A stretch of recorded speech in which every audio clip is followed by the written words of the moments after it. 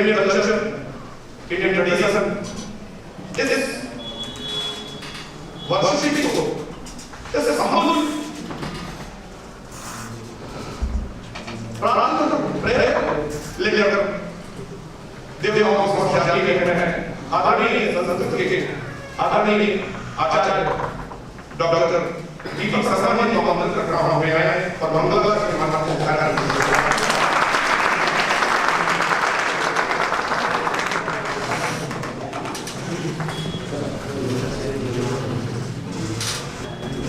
हरि ओम इमामे अदना शिशाकादेना ससंतु वेदा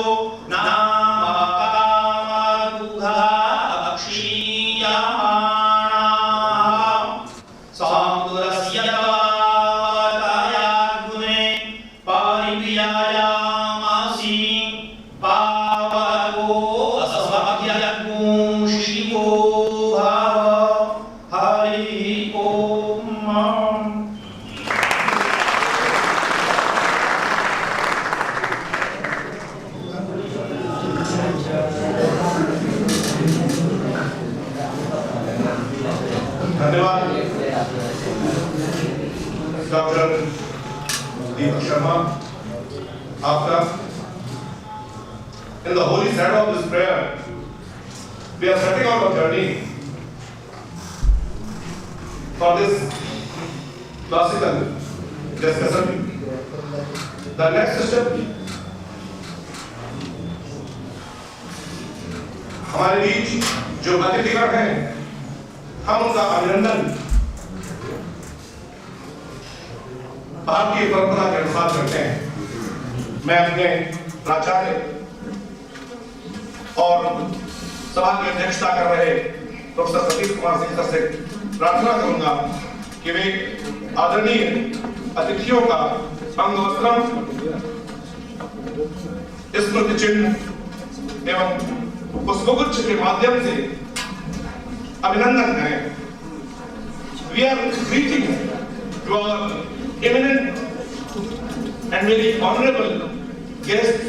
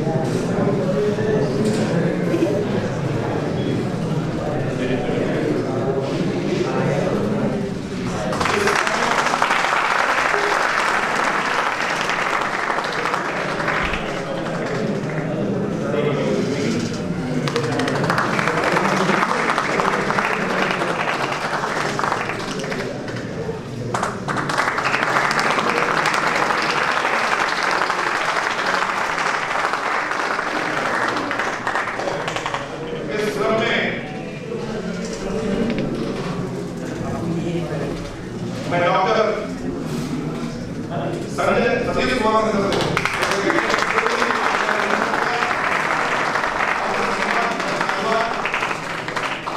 ये बहुत प्रकट है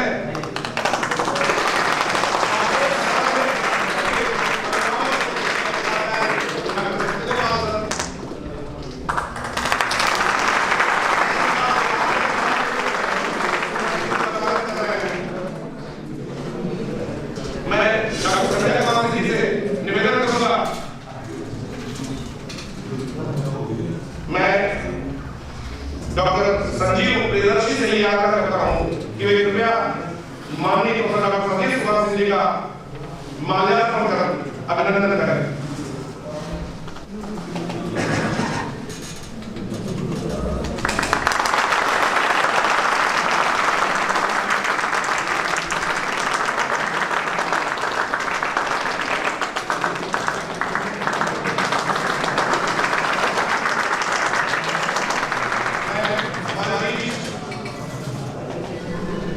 विभागाध्यक्ष की परंपरा में 3 विभागाध्यक्ष बैठे गए अलग अलग धामों का प्रतिनिधित्व करते हैं। प्रोफेसर डॉक्टर अनुमोदन मार्गदर्शन मैं आपसे आग्रह करूंगा कि आप संजय उनका स्वागत करें, माल्यार्पण करें, उन्हें कुछ देकर पुष्प देकर सम्मानित करें।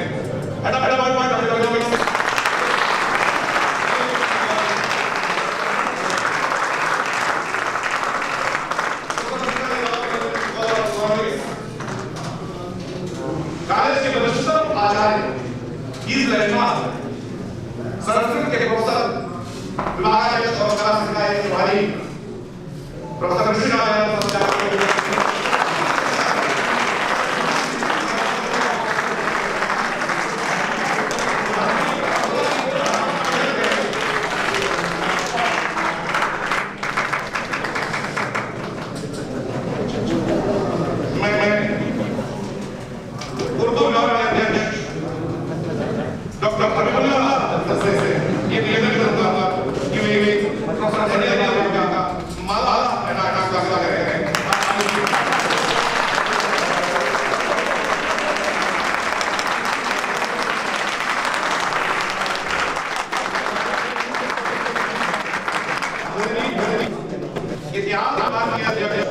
प्राचीन ज्ञान के बारे सिंह जी हैं, मैं उनसे आग्रह करूंगा कि वे प्रोफेसर सिंह सरकार का माला का अभिनंदन करें।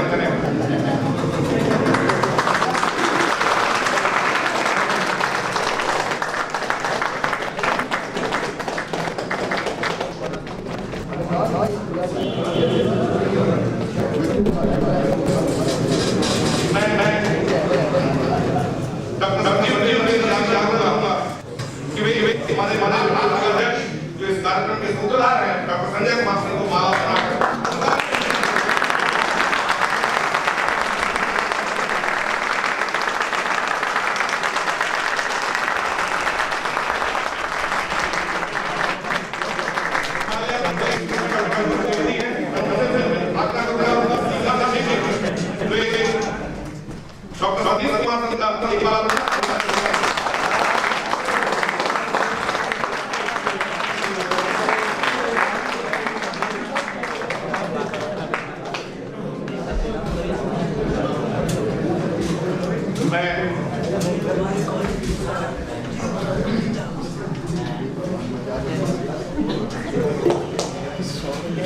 हमारे पास 2 क्षण हैं हमारे बीच इतिहास विभाग के आचार्य और गुलानुशासन इस कॉलेज के chief doctor doctor Sanjay Kumar Singh sir हैं। मैं उनसे आग्रह करूंगा कि वे प्रोफेसर डेनियल रावे इस बीच में संचालन कर रहे प्रोफेसर रावेंद्र सर का भी मैं अभिनंदन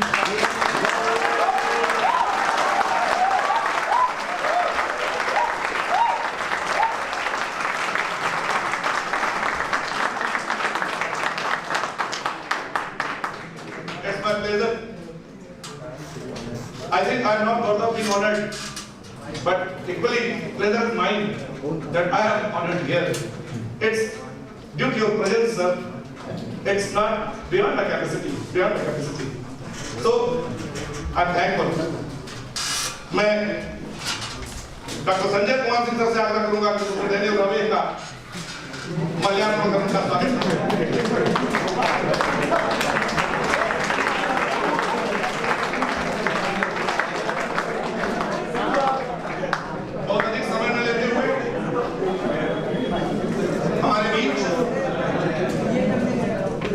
हमारे कॉलेज की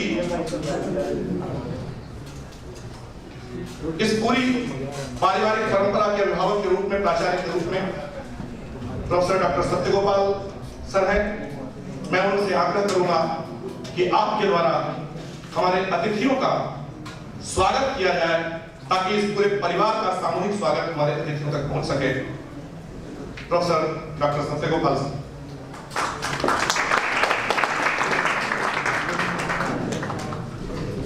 सभी को मेरा नमस्कार और इस फिलॉसफी डे पर सभी को ढेर सारी बधाइयाँ। मैं महाविद्यालय परिवार की तरफ से अपने जो हमारे गेस्ट हैं, I would like to express my sincere thanks to Professor D.A.V from Israel and Professor Shiv Bhanu जी कि आप लोगों ने अपना समय यहाँ आकर हम लोग को दिया है और हम लोग कुछ सीखेंगे, इससे लर्न करेंगे। और मैं अप्रिशिएट कर रहा हूँ फिलोसफी डिपार्टमेंट को कि आपने एक अच्छा सुंदर कार्यक्रम इसमें प्रस्तुत किया है। मैं head department of philosophy Sanjay Kumar Singh, professor Satish Kumar Singh, Ramendra ji, Vishnu Dwivedi, doctor Gopal, सबको मैं ढेर सारी बधाइयाँ और शुभकामनाएं देता हूँ कि ये जो हमारा सेमिनार है, इंटरनेशनल सेमिनार, एक कोई अपने एम को लेकर जो चला है वो एम हमें मिल सके। इस सभागार में बैठे हमारे वरिष्ठ प्राध्यापकगण, प्रोफेसर मिश्री लाल जी, प्रोफेसर अनूप जी, प्रोफेसर हबीबुल्ला जी हैं, आपके प्रशांत कश्यप जी हैं, संजय कुमार सिंह, डॉक्टर संजय कुमार सिंह जी हैं, ओम प्रकाश जी हैं, आप संस्कृत विभाग के, और आपके डॉक्टर B.N. दुबे जी हैं, और तमाम तरह के जो हमारे फैकल्टी मेंबर्स हैं।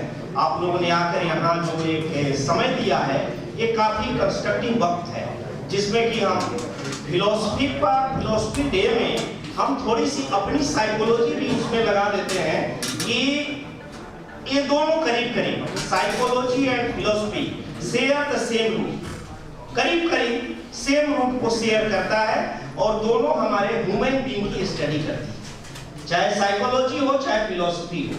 तो ह्यूमन बीइंग की स्टडी को हम अपनी प्राइमरी नीड जी,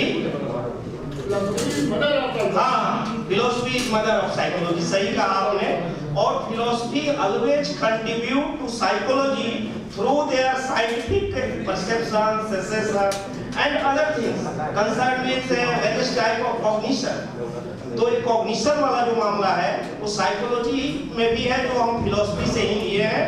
तो माइंड और ह्यूमन बिहेवियर दोनों पार्ट्स हमारे फिलोसफी और साइकोलॉजी में मिलते हैं। तो हम इस विषय पर बहुत अच्छा ज्ञान, एक अच्छी चीजें खोज कर निकालेंगे इस इंटरनेशनल सेमिनार से। और पुनः मैं ढेर सारी बधाइयाँ दूंगा आपको, क्योंकि ये कार्यक्रम और है, इसलिए मैं ज़्यादा देर तक नहीं रह सकता हूँ। इसके लिए मैं सभी आयोजकों से क्षमा चाहूँगा। Thank you very much.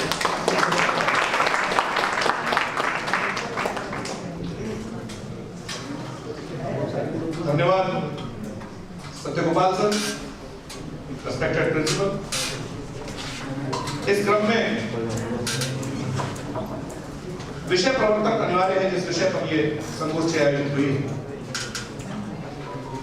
उस विषय प्रवर्तन के लिए मैं अपने विभाग के अध्यक्ष डॉक्टर संजय कुमार सिंह को आमंत्रित करता हूं कि वे आए और कीनोट स्पीकिंग करें, वे बताएं कि इस सेमिनार का विषय क्या है। डॉक्टर संजय कुमार सिंह, विभागाध्यक्ष दर्शन शास्त्र विभाग।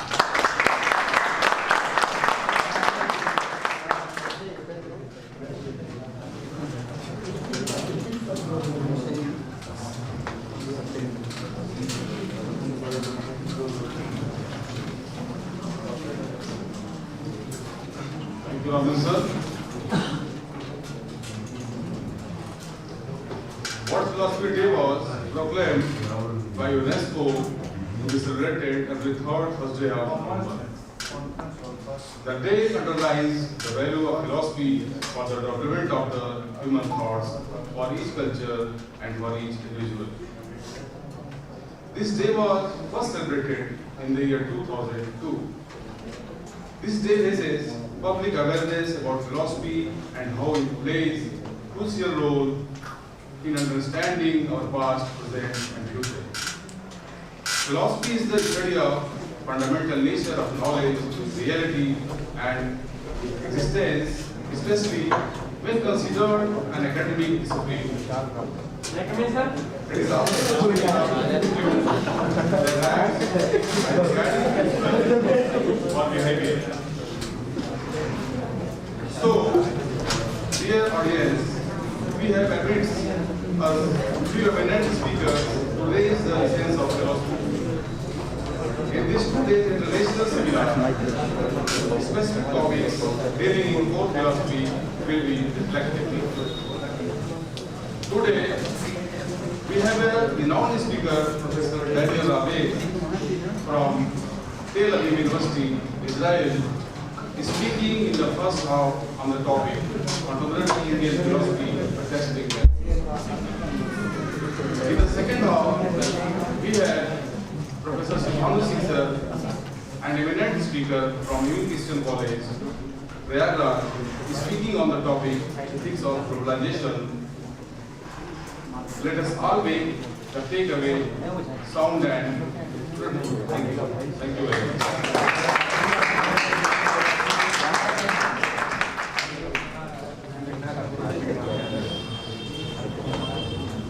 Thank you, Dr. Sanjay Singh, our head. Now, the moment reaches where we are eagerly waiting and watching.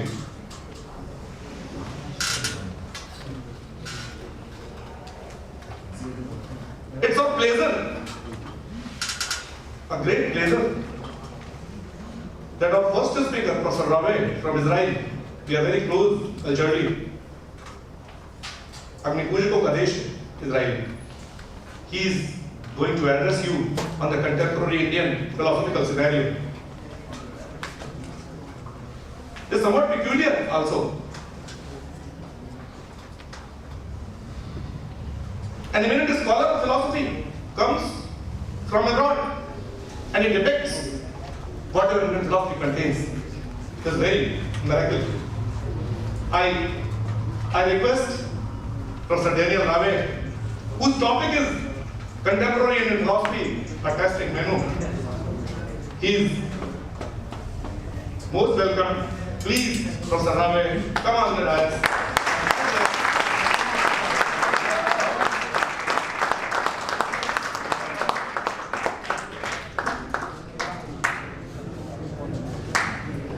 एक बड़ी प्रसन्नता का विषय भी बता दूं, प्रोफेसर रावे हिंदी जानते हैं, समझते हैं और थोड़ी थोड़ी बोलते हैं.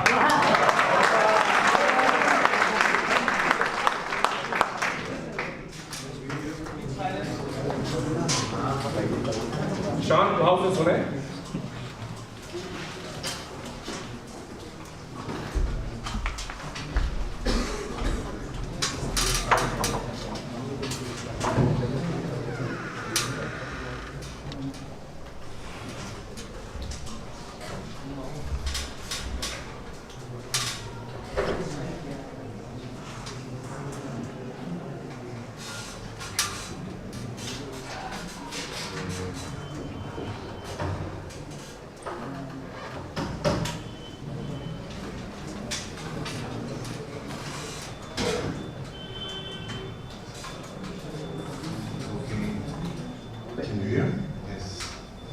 So it's a great pleasure to be here, and I wish to thank everyone for honoring me in such a way.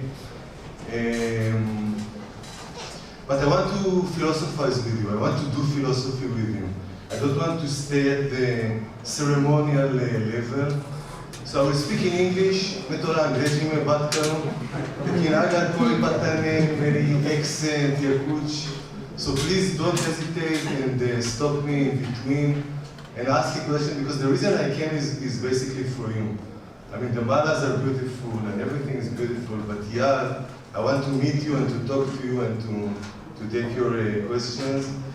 So as I was sitting here, I remembered the Jacques Derrida. I don't know if you heard the name Jacques Derrida, right? Did you hear it? Well, I mean, if anyone heard the name Jacques Derrida, please raise your hand for a second. Did you hear of Jacques Derrida? Jacques Derrida. Do you know? No, it's okay. If you haven't heard of Jacques Derrida, it's absolutely okay. So Jacques Derrida is an interesting French philosopher who passed away in 2004. On purpose, I said interesting Indian philosophy, interesting French philosopher. I didn't say famous. I think that it is worthwhile reading what Derrida wrote. Derrida is identified usually with what is called postmodernism. So I encourage you to read Derrida. But I remember Derrida, because Derrida came to Israel maybe in 2001 or 2002, just before he passed away. You can follow what I'm saying.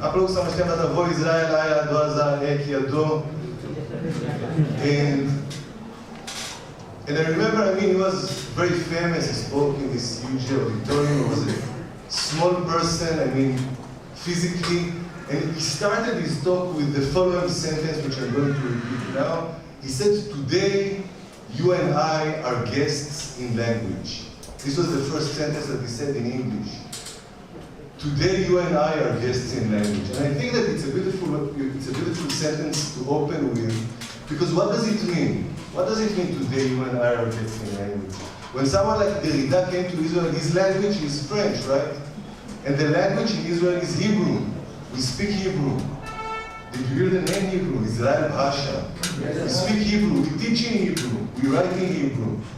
It's an ancient language like Sanskrit. It's as if all of you would do everything in Sanskrit, which happens, not maybe in this place, but in other places.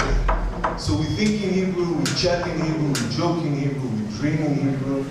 So we are the Hebrew people, and he is coming from France, thinking and used to speaking in French, and he said, today you and I are guests in language, meaning we are meeting in English, which is neither my language nor your language. So in this respect, I'm also meeting you in English, which is not my language and not your language. But we realize that when we say today we are guests in language, it has another layer to it. Because the question is, what is the status of language? Can language really express what we feel? Can language really express what we want to convey? So I think that in these two dimensions, we are really guests in language. So this is my first introduction. Secondly, maybe I should tell you something about myself, coming here under this big title, Contemporary Indian Philosophy, a tasting menu. I mean, you know what a tasting menu is. You go to a restaurant and you want to taste everything. So they give you something which is called tasting menu, just one chamak of every dish in the restaurant. So this is what I'm trying to offer you in my modest restaurant, philosophical restaurant, this morning or afternoon. I did my BA and MA, as I told the head of the department in Tel Aviv University in Israel.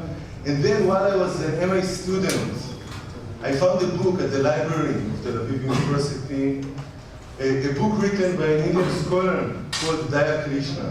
I don't know if you heard the name D.A.V. Did you hear the name D.A.V.? Anyone heard the name D.A.V.? Definitely. Okay, but hearing the name is not enough. You have to read it D.A.V. So anyway, I found this book in the library. The title of the book was Indian Philosophy, A Counter Perspective. Indian Philosophy, A Counter Perspective, published in 1991. And I took it out of the library and I started to read, and there was something different in this book. There was something different which captured me. And I think that this happening, quote unquote happening in the book, is what really gave me the motivation, gave me the incentive to go to India, to go to Jaipur and to meet the author of the book, to meet D.A.V. I was young and naive. Now I'm not so young, but maybe not so naive. So I didn't write an email. This was before the internet. I didn't write a letter. I just traveled to Jaipur, and I arrived in Jaipur one day in the late 1990s. I came to D.A.V.'s house. I will call him from now on Dayaji. So I came to Dayaji's place. I knocked on the door. He lived not far from the university. He opened the door and said yes. An old man wearing white kurta pajama opened the door and said yes. And I didn't realize that I would stay there for 10 years to study with him, to study from him. So half of my PhD actually took place at the University of Rajasthan in Jaipur, the other half in Tel Aviv in Israel. So I'm not exactly a voice, Israel Seaya, Rafi Dus, eminent professor, vagara. I'm actually, my studies were here, and I'm going to tell you about my own teachers. When I'm saying contemporary Indian philosophy, I'm going to speak about the work of my own teachers in Jaipur. You know that usually there is this differentiation between Western philosophy and Indian philosophy. So some people, I'm in Varanasi now for 10 days, 2 weeks, some people are asking me, so what do you think about Indian philosophy? So I can't say what I think of Indian philosophy. It's like asking you, what do you think about Western philosophy? It is so far too vast. Okay, so I try to say something about work which is done in India even today. Usually when you think about Indian philosophy, you think about classical Indian philosophy, you think of the Upanishads, the Veda, right, Shankaracharya. We are in Banaras, Sarnath is not far, about the Buddha, Nagarjuna, Dharma Kirti, Chandra Kirti. Usually people don't think about philosophy which is done in India in the 20th or 21st century. Or otherwise you might be thinking about Swami Vivekananda, Sri Aurobindo, Gandhiji. But these people are not just philosophers. I think that they are philosophers plus. They are more than philosophers. So when I'm speaking about contemporary Indian philosophy, I think about the academic contemporary Indian philosophy. And this is what I wrote for you. So I'm reading to you, but please, if you cannot follow for whatever reason, stop me, because otherwise we are just wasting our time together. So I wrote, contemporary Indian philosophy is a distinct genre of philosophy that draws both on classical Indian philosophical sources and on Western materials, old and new. It is comparative philosophy without borders, if I may borrow this phrase from Arindam Chakrabarti and Ralph Weber that published a book in 2015 called Comparative Philosophy Without Borders. In the following lines, I attempt to show how contemporary Indian philosophy works through 5 instances from 5 of its protagonists. Krishna Chandra Bhattacharya, or K.C. Bhattacharya as you might know him. I will speak of his new interpretation of the old rope snake parable in his essay Shankara's Doctrine of Maya from 1925. Daya Krishna, I will focus on the moral monadism that the theory of karma in his reading leads to, drawing on his book Discussion and Debate in Indian Philosophy from 2004. Is there a book that I can put under my computer and lift my computer up? Okay, then we'll continue if you have a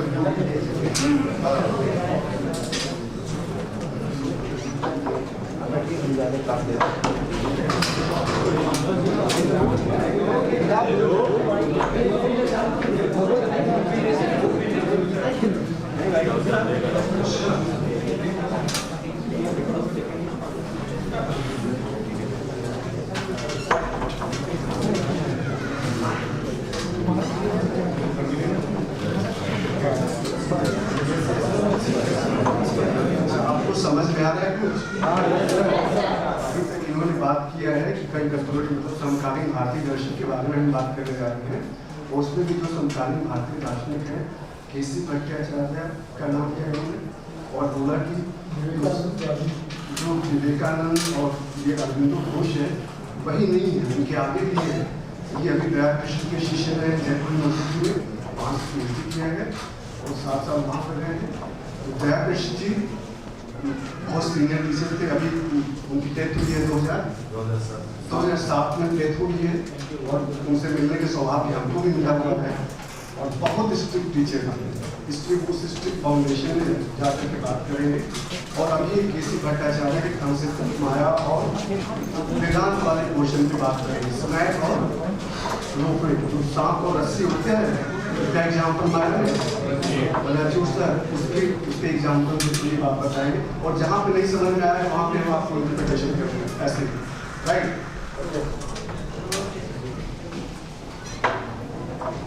ये जरूरी था या आप लोग no sir आया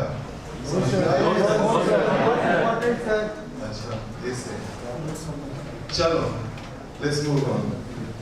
So I'm going to speak about K.C. Bhattacharya. This is what I said, focusing on an article which is called Shankara's Concept of Maya.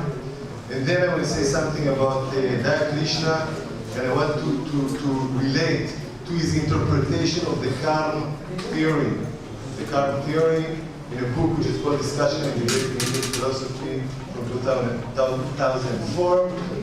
Then I won't have time to speak about 5 protagonists. I will speak about 2 or 3. But I'm telling you my plan at least, my program at least. The third protagonist, my third protagonist, is Ramchandra Gandhi. Ramchandra Gandhi, the grandson of the famous Mahatma, on the interlacement, the connection between word and image, and his commentary on the concept of Brahmacharya, in correspondence with his grandfather, the Mahatma, in his essay Brahmacharya. I'm telling you all these titles because I'm trying to encourage you to find interest and to look for these materials. I'm not just wasting time in telling you the titles. Listen to the titles. Listen to this project. Ramchandra Gandhi wants to do something new with the old concept of Brahmacharya. So this is my third protagonist. My fourth protagonist is Mukund Lal, a Jaipur-based thinker that passed away 2 years ago, on identity through, not despite, change, with classical Indian music, rag music, as his case study in his essay Identity Through Necessary Change from 2003. This is an interesting combination between music as thinking. One of Mukundji's most famous books in Hindi, he wrote mostly in Hindi, is called Sangeet Evam Chintan, Music and Thinking. So I might be saying something on Mukund Lal if I have time. It depends on the time.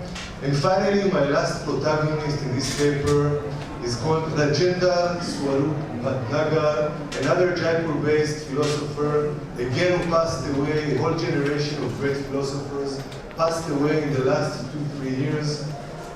So I'll say something on Rajendra Swarup Bhatnagar, on suffering, a crucial concept in this world, in this post, if you want, COVID days. In his paper, and I'm giving you the title of his paper, in his paper, No Suffering If Human Beings Were Not Sensitive, from 2019. My aim is twofold.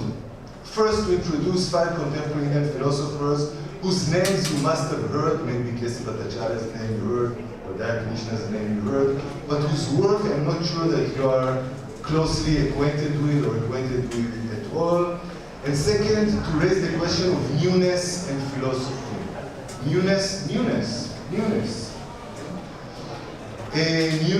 philosophy. Is there anything such as newness in philosophy? Or is contemporary Indian philosophy just a footnote, a la Whitehead, to the writings of the great minds of the past? Whitehead, maybe you heard of Whitehead. So Whitehead famously wrote that, I'm quoting, the safest general characterization of the European philosophical tradition is that it consists of a series of footnotes to Plato. Are we to assume, I don't know if you heard this famous sentence, everything which is done today, Whitehead wrote, is just a footnote to Plato? You pronounce it Plato. Are we to assume then that contemporary Indian philosophy, my protagonists included, is just a series of footnotes to classical thinkers, both in India and Europe, footnotes to the Upanishads, Nagarjuna, Dharmakirti, and Shankara, as much as, let us not forget colonialism and Macaulay, to Plato, Aristotle, Kant, and Hegel. I'll stop in a minute if you want to translate in 2 sentences. I'll stop in 5-6 sentences. In the winter of 2016, during a seminar on the philosophy of Daya Krishna at the University of Delhi, the question about newness in philosophy came up. Is there anything new, or was everything already said by Shankar, the Upanishads, etc.? Is there anything new in philosophy? In reply, one of the participants, a classical thinker, actually a Varanasi scholar, that you guys might know, passionately argued. Listen to what he said. He said, Alu Gobi is Alu Gobi. Even if you change the masalas to cremate potatoes with cauliflower, nothing more, nothing less. Alu Gobi is Alu Gobi. Nothing new then, according to him, in cooking and philosophy. This culinary illustration remained with me. It's easy to remember. Alu Gobi is Alu Gobi. I'm sure that no chef would agree with this statement. But the question about newness in philosophy is ever relevant. Krishna, one of the 5 thinkers that I will discuss shortly, strongly believed in the possibility of newness. The illustration used by him when he speaks about philosophical newness is from another department of the culinary field, the department of alcoholic beverages. Dry martini, Krishna writes in his paper, Thinking Creatively About the Creative Act, from 1999. Thinking creatively about the creative act. So he says that dry martini, this whatever beverage it is the result of a mixture in a certain proportion, he explains, of gin and dry vermouth. A potent mixture that creates a very strong drink. Consequently, Krishna speaks of a sudden explosion of new meaning that a mixture of concepts that can bring about. It is implied here that a good philosophical argument is as intoxicating as the best of cocktails. So my plan now is basically to talk to you about, not about all 5, but about maybe 2 or 3 of these philosophers and give you an example of something new, something that they think is new in their reading of classical Indian texts. So how to put that?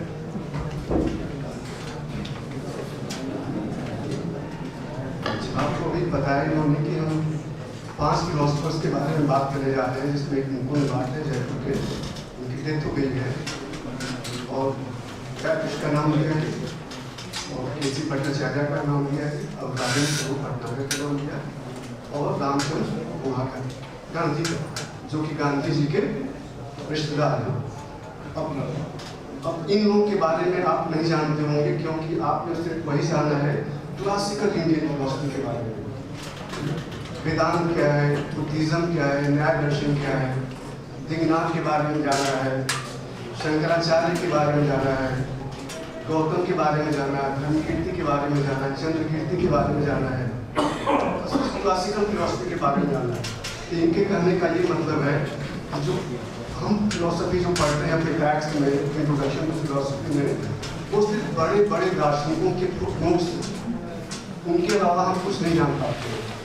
मतलब गौतम बुद्ध ने कहा क्या कहा, उनके शिष्य नागार्जुन ने क्या कहा, धर्मकीर्ति ने क्या कहा, यही फिलोसफी हम पढ़ते आए हैं।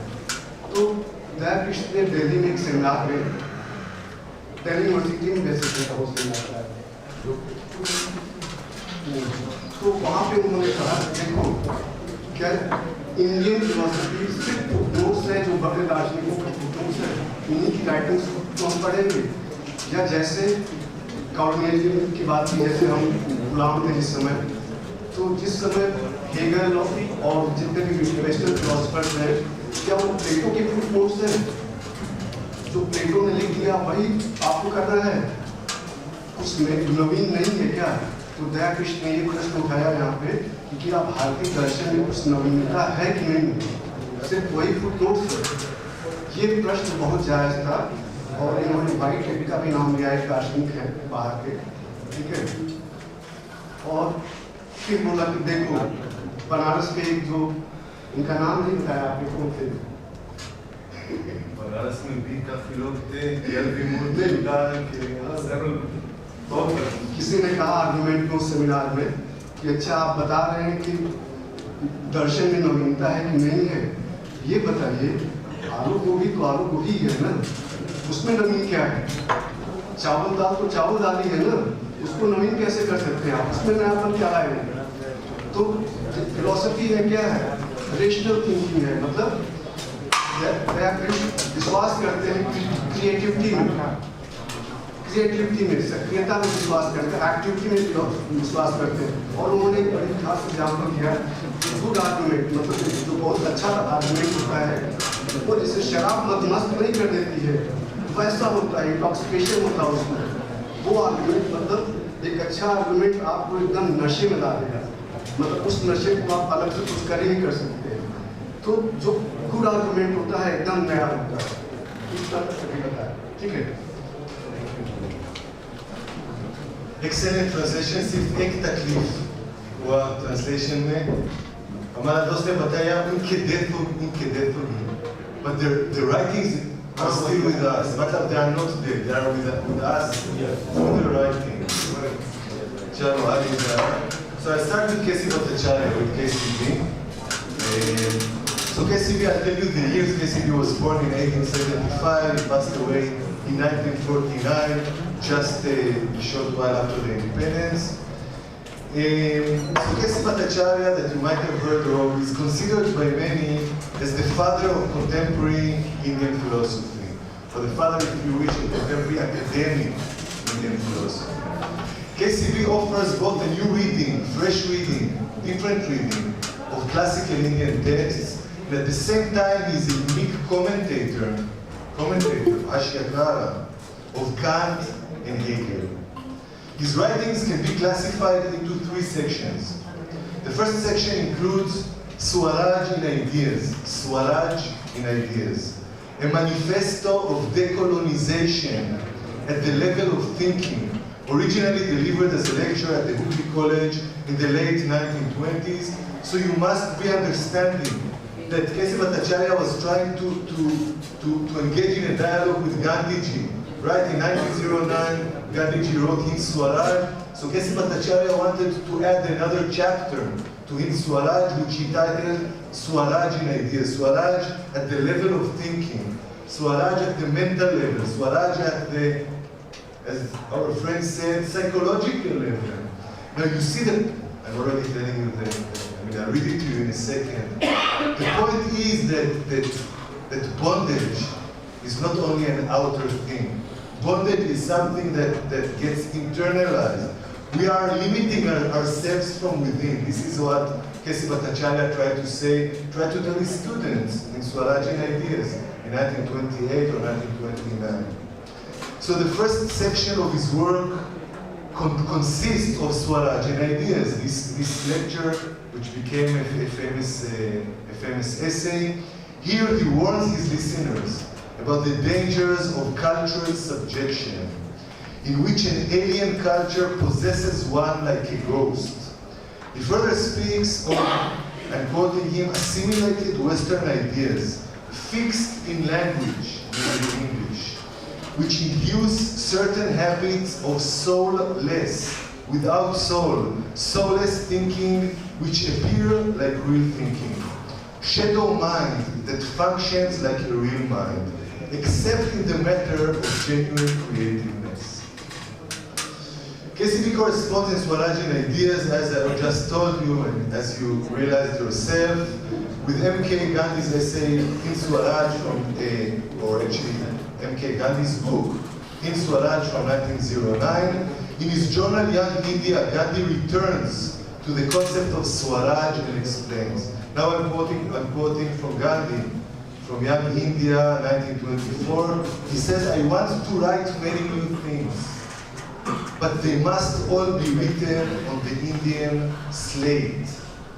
But what is, or where is this Indian slate?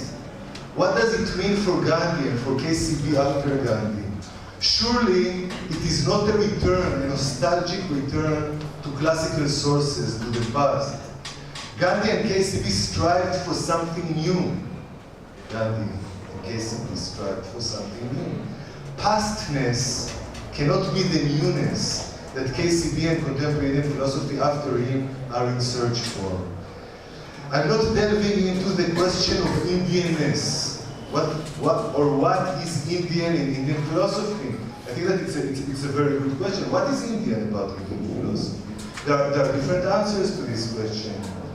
Or into the difference that my friend Bhagat Poinam from JNU points out in a recent article between Indian philosophy and philosophy in India. Bhagat is making this distinction between Indian philosophy and philosophy in India. So even this I'm not getting into at present. I spoke of 3 sections of K.C. Bhattacharya's writings. The first section is about decolonization and includes, as I said, Swarajyan ideas, and later Bengali writings of KCB. In fact, lectures that he delivered in different intellectual circles in Calcutta toward the end of his life.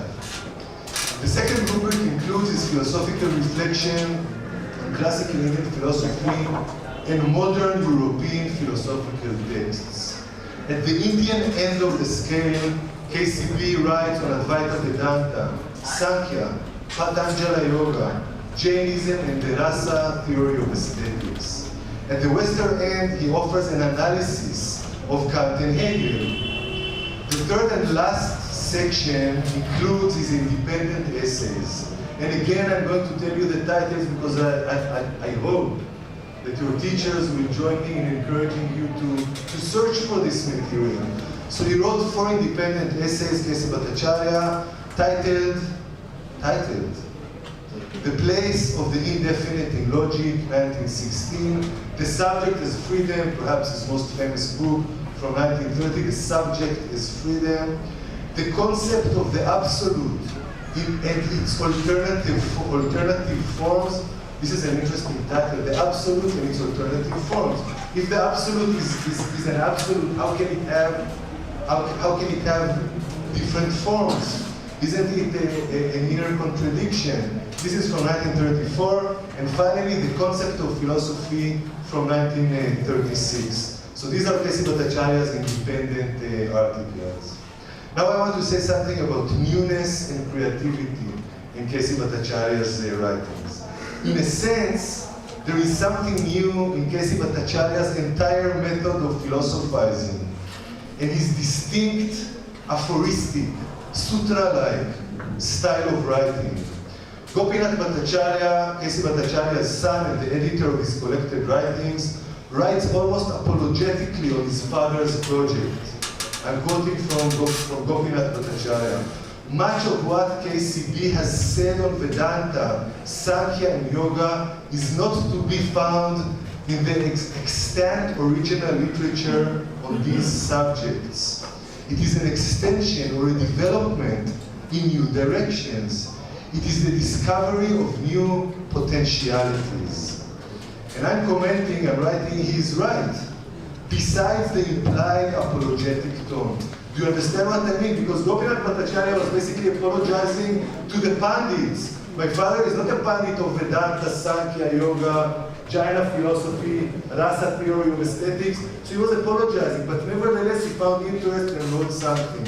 So Gopinath is saying there is something new, but apologizes for the newness. I think that now we are in a position to look at K.C. Bhattacharya's work and appreciate the newness, not apologize for this newness. Okay, so maybe I'll skip a little because my time is so short. So I want to say something about the newness in K.C. Bhattacharya's article, Shankara's Doctrine of Maya, from 1925. He actually read it in, I think, the first meeting of the Indian Philosophical Congress, where he offers a novel meaning new, analysis of the old snake rope parable, often utilized in the Advaita Vedanta tradition. I mean, you know the snake rope parable. I'll say it in 2 sentences. The Sarparaju parable. Someone is going in twilight. Twilight meaning it's no longer a day, it's not yet light, and he sees something coiled before him, right? And he thinks that this is a snake, and he's afraid. He might act brutally, trying maybe to kill the snake or something like this. So this reaction to the alleged snake before him We call it classical Indian philosophy, as my friends here are teaching you. We call this dukkha, right? The snake stands for dukkha. But then someone comes, some guru, if you want, comes and whispers in his ear. Or maybe no one comes, maybe he realizes himself. How is this, he realizes that, let's say it in Sanskrit, he realizes that Raju Iyam, this is a road, na sarpa iti. Raju Iyam, na sarpa iti. It's a road, it's not a snake. Okay, so this is the classical parable. This is the classical parable, and then when he realizes that it's only a road, and not a snake, this is what classical Indian philosophy might call moksha. Right? Until here we are with me. So now K.C. Bhattacharya tries to do something new. So he's introducing the third stage of the snake. What happens after we realize that it is not a snake but a rope? This is where K.C. Bhattacharya comes into the picture. In Shankaracharya there is no third stage of the snake. When you realize that this is not a snake, this is moksha. But listen to what K.C. Bhattacharya is trying to do. In the previous, obvious, referred to time and again 2 stages, the snake is perceived in twilight, if you wish, first as real, and then as unreal. Namely, first as a snake and then as a rope. But what happens next? For Shankara, there is no next. When you realize that the snake is in fact a rope, this is the moment of redemption. Freedom, of moksha. Your anxiety is over, as also your conceptual error, avidya, having mistaken a rope for a snake. But KCB begs to differ. According to him, now I'm quoting, though corrected, the snake is not forgotten. Though corrected, the snake is not forgotten. Writing in the Advaitic framework, as the title of his paper indicates, KCB uses the third stage of the snake, in which he is neither or no longer exists, nor does not exist, to rethink Shankara's notion of Maya. Again, I'm quoting him for you. The indescribable, Anirvachaniya, but meaning that thing that was a snake and now is a rope, but what is it really? The indescribable should be not, but is still given in absolute mockery of thought. We continue to perceive a snake. We know that it is not a snake, but we still perceive a snake. It marks, in a sense, KCB writes, the frontier, the borderline between thought and faith, being the given unit of thought at one hand, and the promise of the annulment of givenness on the other. So now you need some passion, so let me try to explain what KCB is doing. This is to say that despite the correction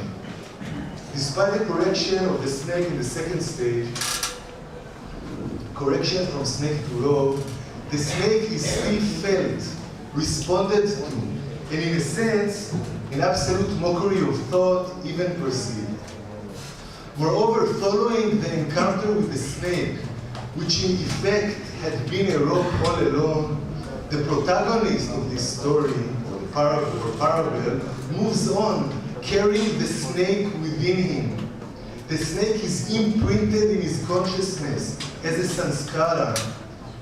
You know what a sanskara is? Sanskara, karmic, a scar, if you want. As such, it has the potentiality to be awakened whenever the protagonist sees a coiled something before him again. KCB's real problem is the human, or the subjective as he puts it, mechanism, owing to which one produces snakes in the Advaitic formulation and is inclined to be bitten by them. KCB's reading of the rope snake parable is creative in the sense that it shifts the spotlight from the second stage of the snake, conventionally taken as the final stage, to a new third stage. It thus extends the boundaries of the parable, using it as a potent tool for discussing what he sees as the crux of the matter, namely, I'm quoting, the hidden subjective defect through which the snake is still hidden, even after its correction in the second stage. KCB's move is creative to the extent that after reading his analysis, one can no longer be satisfied with the two-stage analysis of the parable. And perhaps this is one of the features of something new and creative, that like the right piece of a jigsaw puzzle, it fits the broader picture so well that one can no longer do without it and feels that it must have been there all along. So before I invite my friend to translate for you in short, I want to say two things. The first thing is K.C. Bhattacharya is using an old Advaita story to be, he's using it, he's bringing it into a contemporary discourse. A discourse of his own time. The discourse is about consciousness, is about our gaze, is about what we see. Why am I seeing you the way I'm seeing you now? Why are you seeing me or seeing each other the way you see now? What is the gaze made of? Because you see, the gaze is not just a matter of optics. The gaze has so much cultural and psychological material behind it. The reason that I see you, you know that Vyas, the famous commentator of Patanjali, in the Yoga Sutra, he speaks of our gaze as a Matsya Jala, as a fishing net. So what creates, what is the material that this fishing net is made of? I hope that you understand the metaphor of the fishing net. The fish that are too small are not captured by the net. I see what I am taught to see. This is quite depressing. It means that we can, also optimistic, we can extend what we see. So K.C. Bhattacharya is using an old Advaita parable in order to discuss the materials that constitute our gaze. This is one thing. The second thing is the political dimension. There is a political dimension. Now the word politics is such a risky politics. Who is this guy from Israel using the word politics in D.A.V. college in Varanasi? When I'm talking about politics, I'm talking about the colonial period. K.C. Bhattacharya was writing during the colonial period. So the point is that when he speaks of the rope and the snake, and when he speaks about the snake that was internalized, you realize that at one level he speaks about the European culture being internalized. And the point is that to catch snakes is something which is possible. I mean, there are people that know how to catch snakes. If you have a snake, if you see a snake, you might invite a snake catcher to catch it for you. But inner snakes, this begins to be, not begins, this is far more complicated. What do we do with inner snakes that we internalize? In this case, it's even more interesting because it's not really a snake. It's a rope that we misperceived as a snake, and now we internalize it, and we move on with this internalized inner snake, which in fact was not a snake from the beginning. Please, sir.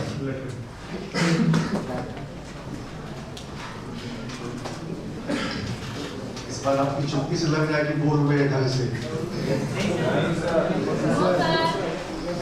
चलो।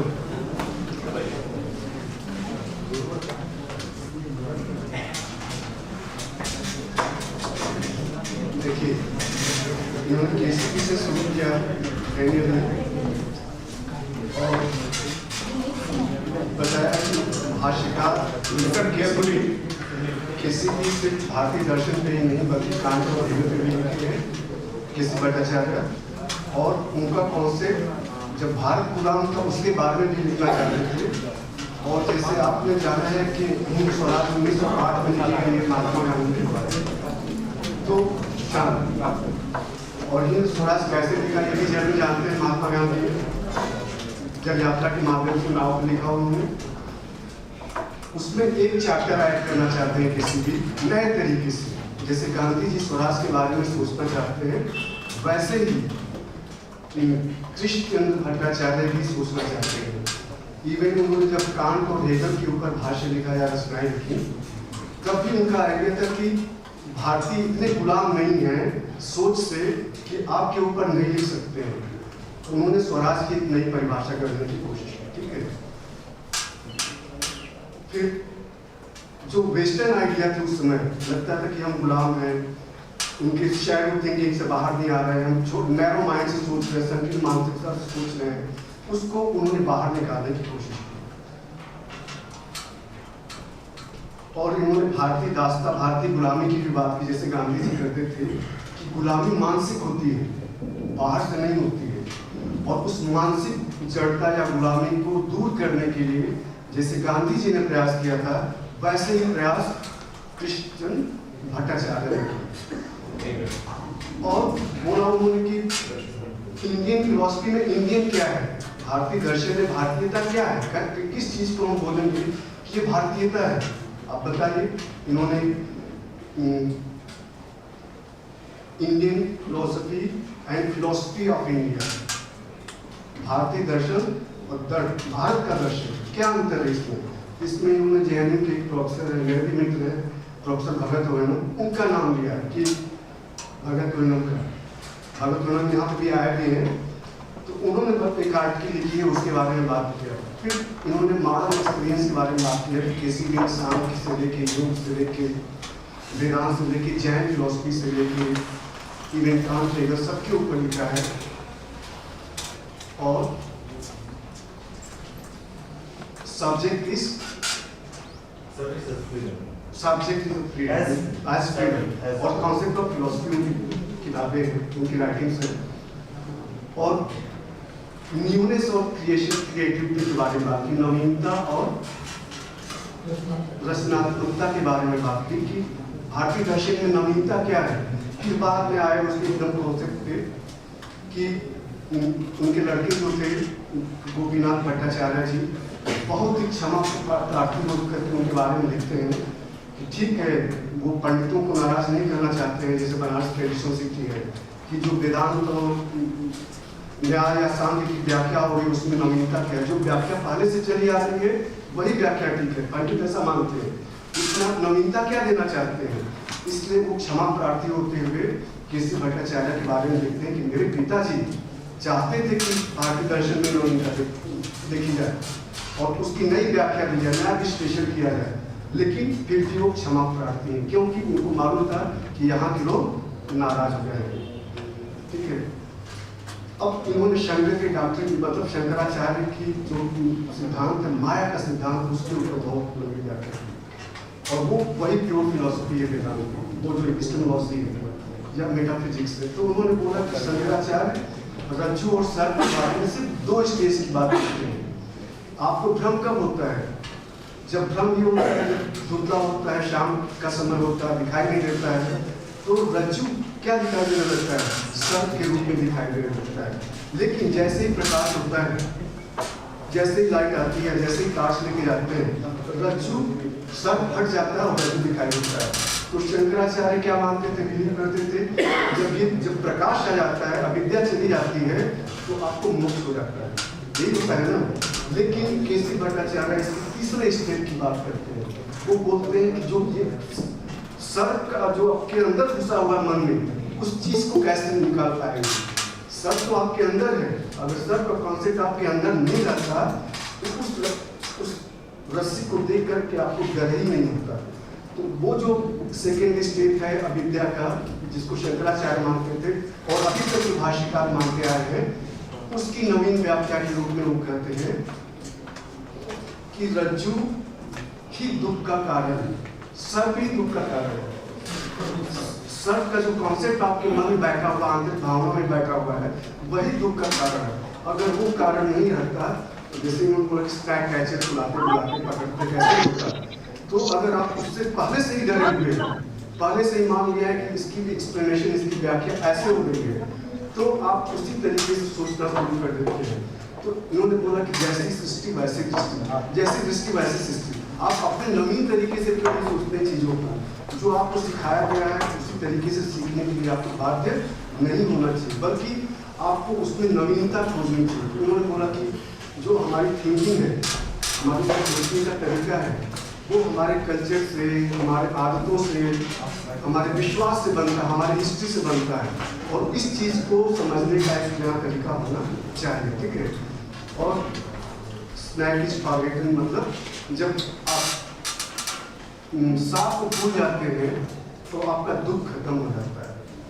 तो वैसे ही आपके जीवन में जो आपने सीखा है उसको नवीन तरीके से अगर देखने लगते हैं, तो जैसे स्नैक को फील किया, जैसे स्नैक को फील किया आपने कि ये सर्फ है, और उस फीलिंग से आपको डर होने लगेगा, वो दुख है। उस दुख को आपको हटाना है, तो नई तरीके से। और बोले कि जैसे मत से जल है, जब में मछली होती है कैसे वो अपना तरीके से चलती रहती है, इधर उधर करती रहती है। तो जो आपकी दृष्टि है वो क्रूशियल है, और आप क्या देखते हैं, कैसे देखते हैं, वो मैटर करता है। किसके दृष्टि से देखते हैं आपके अंदर है, वो आपको करने की जरूरत नहीं है। आप अपनी नई दृष्टि बनाइए, नया अवलोकन कीजिए, और नए तरीके से भारतीय दर्शन को फील करने की जरूरत है।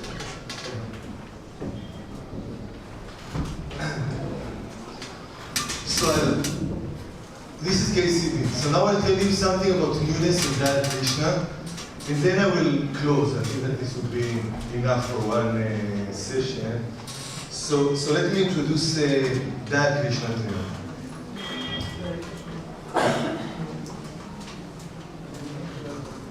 So that Krishna was born in 1924 and passed away in 2007. So he's a very contemporary thinker. Again, it is not easy to choose just a single instance of newness in that Krishna. His reading of classical Indian sources is so original that I always suspected that there was some jadoo, some magic in his chashma, in his glasses. He read classical texts that people read for generations and generations, but he managed to see something new. So I thought maybe there is some jadoo in his chashma. In his inner chashma, there was some jadoo. Take for instance his paper, and again I want to share with you the titles. Take for instance his paper Adhyas, a non-Advaitic beginning in Shankara's Vedanta from 1983. Adhyas, a non-Advaitic beginning in Shankara's Vedanta. Here he reads Shankara's Brahma Sutra Bhashya and is puzzled by the very first sentence of Shankara's introduction in his famous introduction, which is usually referred to as the Adhyasa Bhashya. In the opening sentence,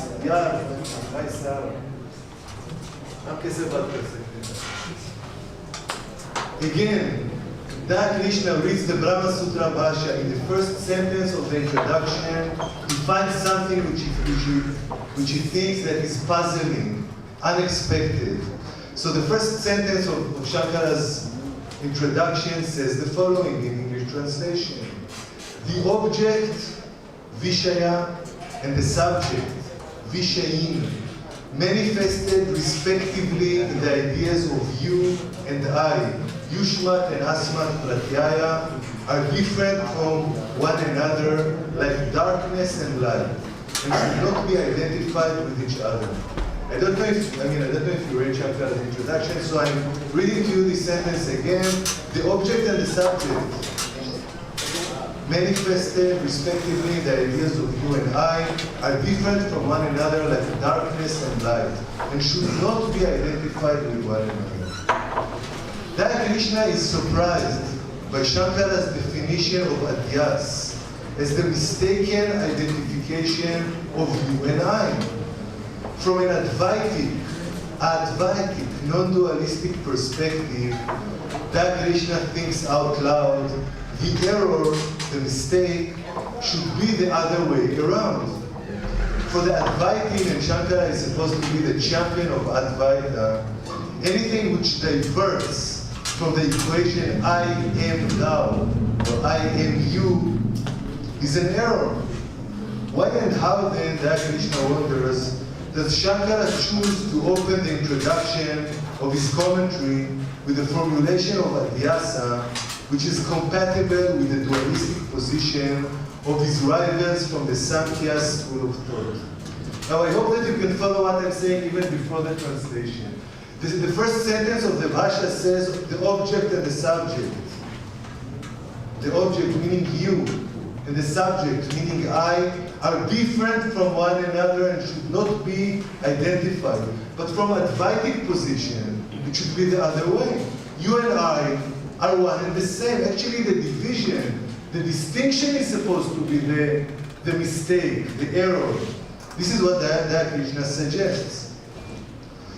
So why does Shankara open the Bhasha in such a way? I think that the importance of Da Krishna's work is in the fact that he raises questions that are not raised before him. Because you see, we can try and think about different answers. Maybe Shankara is starting with the Purva Paksha, with the position of another school, of the Sankhya school.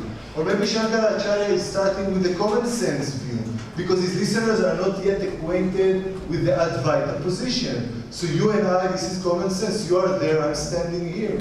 So we can try to find the answers. But the point is, I think that reading Da Krishna, you realize the importance of the question. Usually we think that the important thing is the answer, not the question. So Da Krishna changes the balance between questions and answers and tries to teach us how to ask a question. Now, I think that we really don't know how to ask questions. We are taught to find the answers. So usually in seminars, when the Q&A starts, when the Q&A session starts, no one asks questions. People are actually saying what they themselves think under the title of a question, right? I'm not talking about clarification questions. What did you mean in the last sentence? A real question, a question that challenges the whole philosophical move. So Da Krishna is the great question, if you want, scholar of contemporary India. So the full move about Adhyasa in the first sentence of Shankaracharya can be found in Da Krishna's paper Adhyasa, a non-Advaitic beginning, in Shankara's Vedanta. And now I'm going to tell you the most important thing of my whole talk. Actually, now I'm going to tell you something for which I came all the way from PhD to meet you. There's a website called Da Krishna, the Open Library.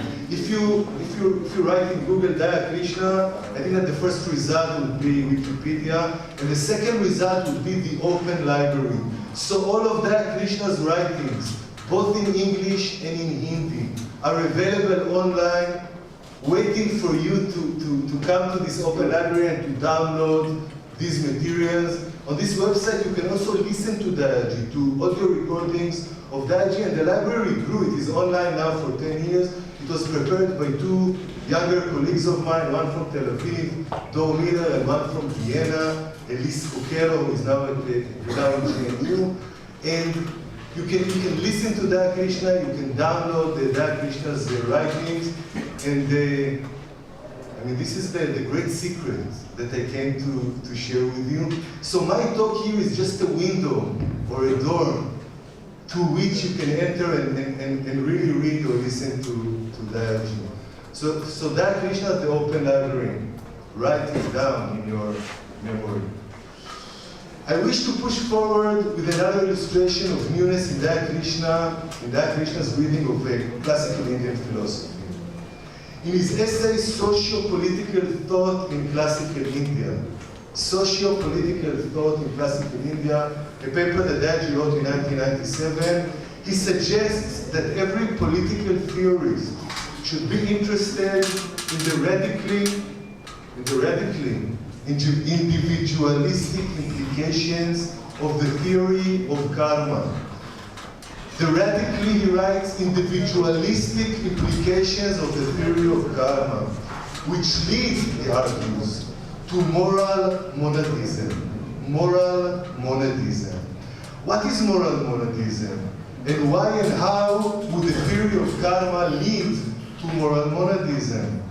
According to the theory of karma, as all of you would know, as much as me or maybe better than me, one's present position in the world is the causal result of one's actions in the past, right?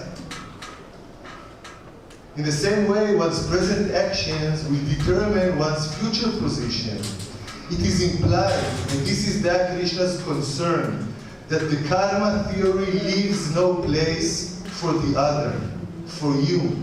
The other at best is instrumental to enable me to bring to fruition the karmic baggage that I carry along, and hopefully to acquire, owing to my attitude towards him or her, punya, merit, good karma, that will have positive future consequences. One can hardly affect the other. One's actions determine one's own karma and one's future born of this karma. Morally speaking then, each to his own. Did you follow what I just said? If I'm going and giving a hug to someone, it doesn't have to do with him. It is my karma which is leading me to give this hug. If I'm going and I'm attacking someone, again, it has nothing to do with him. It's a matter of my own karma. So where is the other in this theory, this famous Indian theory of action? And by the way, if you think of collective karmas, I think that collective karmas are quite a new idea. I think that show Vidura is about collective karmas, and I think that also, newer Buddhist philosophers are trying to think in this direction. Da Krishna does not hesitate to reveal a flaw in one of the foremost assets of the Indian culture, the theory of karma. But this is not all. This is good enough, but this is not all. How does this moral monadism, Da Krishna further wonders, fit with the entire procedure of the Vedic yagya, the Vedic sacrifice? In the yagya, as all of you would know, the yajaman, the patron of the ritual, hires the services of a ritvik, a priest, to perform the ritual for him. The labor, the craft, the doing are all the priests. Hence, according to the theory of karma, the fruit should be his. But surprisingly, it is the yajaman who enjoys, or is supposed to enjoy, the fruits of the action, of this action. The whole ritual is formed to enable him to reap the fruits. In light of this alleged contradiction between karma and yagya, Da Krishna appeals to an ensemble of pandits of the Mimamsa tradition to ask them if Jaimini, author of the Mimamsa Sutra, accepts the principle, I'm quoting him, accepts the principle that whoever does the karma, its phala goes only to him, or does Jaimini have a different theory of action? So again, you see how Da Krishna works. He has a question in his mind. What does he do? He sends letters to different pandits of the Mimamsa tradition, asking them, please tell me, am I right? Am I wrong? How do these two theories of action, the karma theory and the theory of the Vedic yagya, the Vedic sacrifice, live or fit together? This is just a tasting menu. I said in the beginning, I cannot delve into this intriguing dialogue between Dayaji and the Mimamsakas. It appears in Da Krishna's book, I said in the beginning, Discussion and Debate in Indian Philosophy, that by now you know that you can download for free. Actually, it was put there just for you in this website, which is called Da Krishna, the Open Library. The novelty, the newness, lies in Da Krishna's ability to raise sharp questions. Moral monadism, a conflict between karma and yagya. These questions trigger a new discussion about the main theories of action in classical Indian philosophy. But I wish to add, it is a fact of life that people often work together, cooperate, collaborate, and enjoy the fruits of their action together. Rajendra Swarup Bhatnagar, that I mentioned in the beginning, a Jaipur-based thinker, goes as far as suggesting that every human action is a collaboration, carried out in a setting which enables, or at least does not prevent, its performance. Hence the idea of my action according to him, is a misnomer. You realize that the fact that we are sitting here together now is enabled or facilitated by many other people. Someone takes care of other things to give us the freedom to be here and to talk and discuss. So according to Legenda Sorubatara, there is nothing like my action, my thought.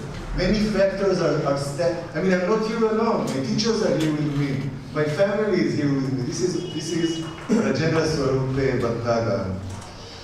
It is also a fact of life that people share the pain and pleasure of others around them, the fruits of their karma, if you wish.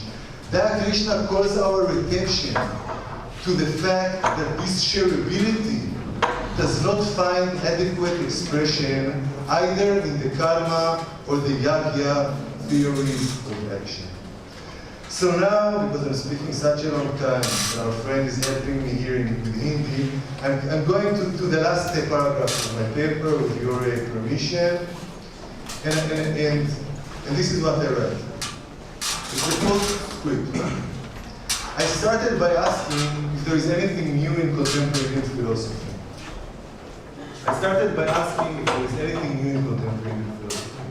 I went as far as asking whether there is anything new in modern and contemporary philosophy at large. Right, I was mentioning the white age. Or are we all just writing footnotes to the great thinkers of the past? Then I argued against the footnote wallahs, who believe that newness in philosophy is a misnomer, since Alu Gobi is Alu Gobi, nothing more, nothing less. I tried to substantiate my argument with some examples. I didn't have much time, so I gave you just 2 examples from Kesi Bhattacharya and D.A.V. Krishna. But at the end of the day, it's not the end of the day, but in 1:45 this afternoon, I realized that perhaps my main question, what is new? Is there anything new? Is articulated too conservatively and facing the past, not the future. Perhaps the real question, this is the question that I'm asking you, perhaps the real question is actually this. Is there anything relevant in philosophy as it has been done so far? Don't Plato and Yagyavalia, Udala Kalamuri, Shankara, Descartes, Hegel, and even Sri Aurobindo, all unique thinkers who contributed immensely and broadened the spectrum of our thinking, belong to the museum of ideas, together with their beautiful but outdated ideas, such as truth, objectivity, mind, and of course God, soul, Brahman. In a letter to his friend and colleague D.P. Chattopadhyay, dated August 2006, D.A.V. Krishna writes, so I'm quoting to you something from Dayaji and I'm closing. Philosophy, as it has developed up till now, he writes in 2006, now has become irrelevant to the emerging situation where engineered transformation of all reality, including man himself, life in general, along with the exploration in space, are questioning everything. D.A.V. Krishna is talking about the great leap of science. Everything changed. How can we philosophize using the old concepts? How can we think using these classical, ancient concepts? The earth-centricity and biocentricity of man have determined his thinking.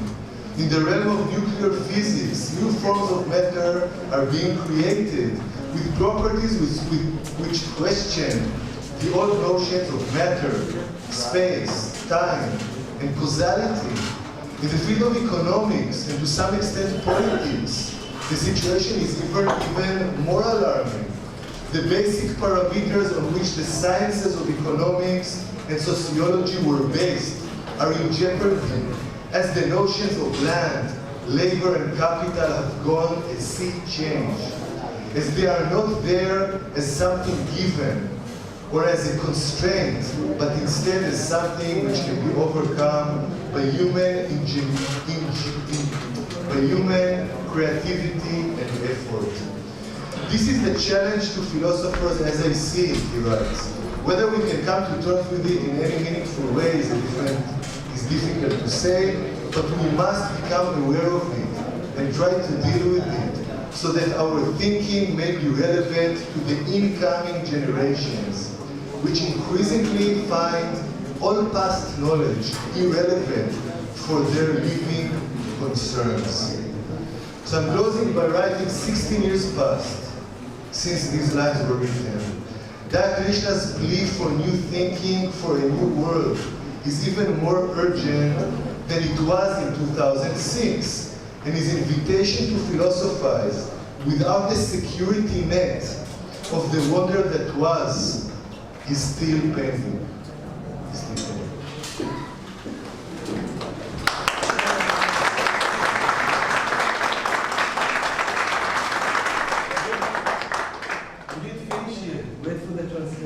Let him translate. आप अनुवाद सुन लें अंतिम लोगों का presentation का paragraph का उसका अनुवाद सुन लें.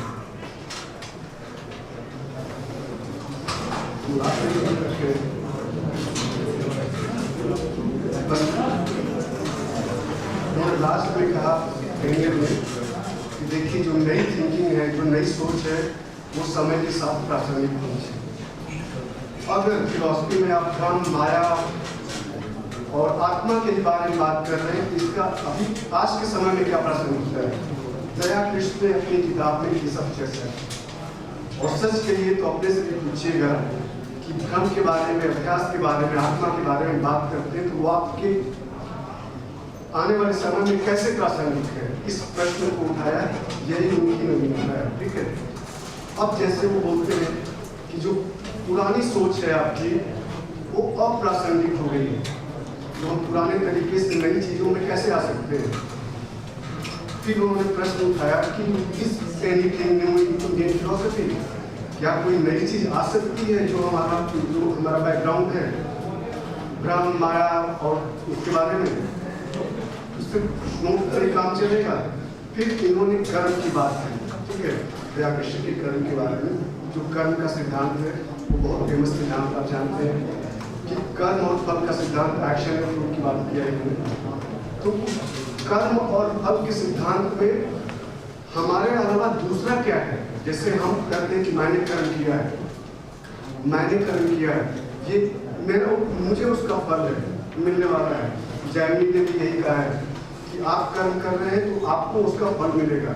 इन्होंने वैदिक यज्ञ की बात की, यजमान की बात की कि वहाँ पे यज्ञ की वेदी में कैसे रिचुअल्स किया जाता है, और वो जो पुरोहित होता है, यजमान होता है, वो अपने माध्यम से जो यज्ञ करता है उसको फल दिलवाता है.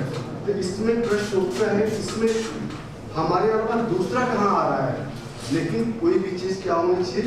कोलैबोरेशन से होनी चाहिए, सहयोग से होनी चाहिए, आपस में समन्वय से होनी चाहिए. अन्यथा हमारे को समाज में कोई अच्छा नहीं कर सकते हैं समाज के लिए.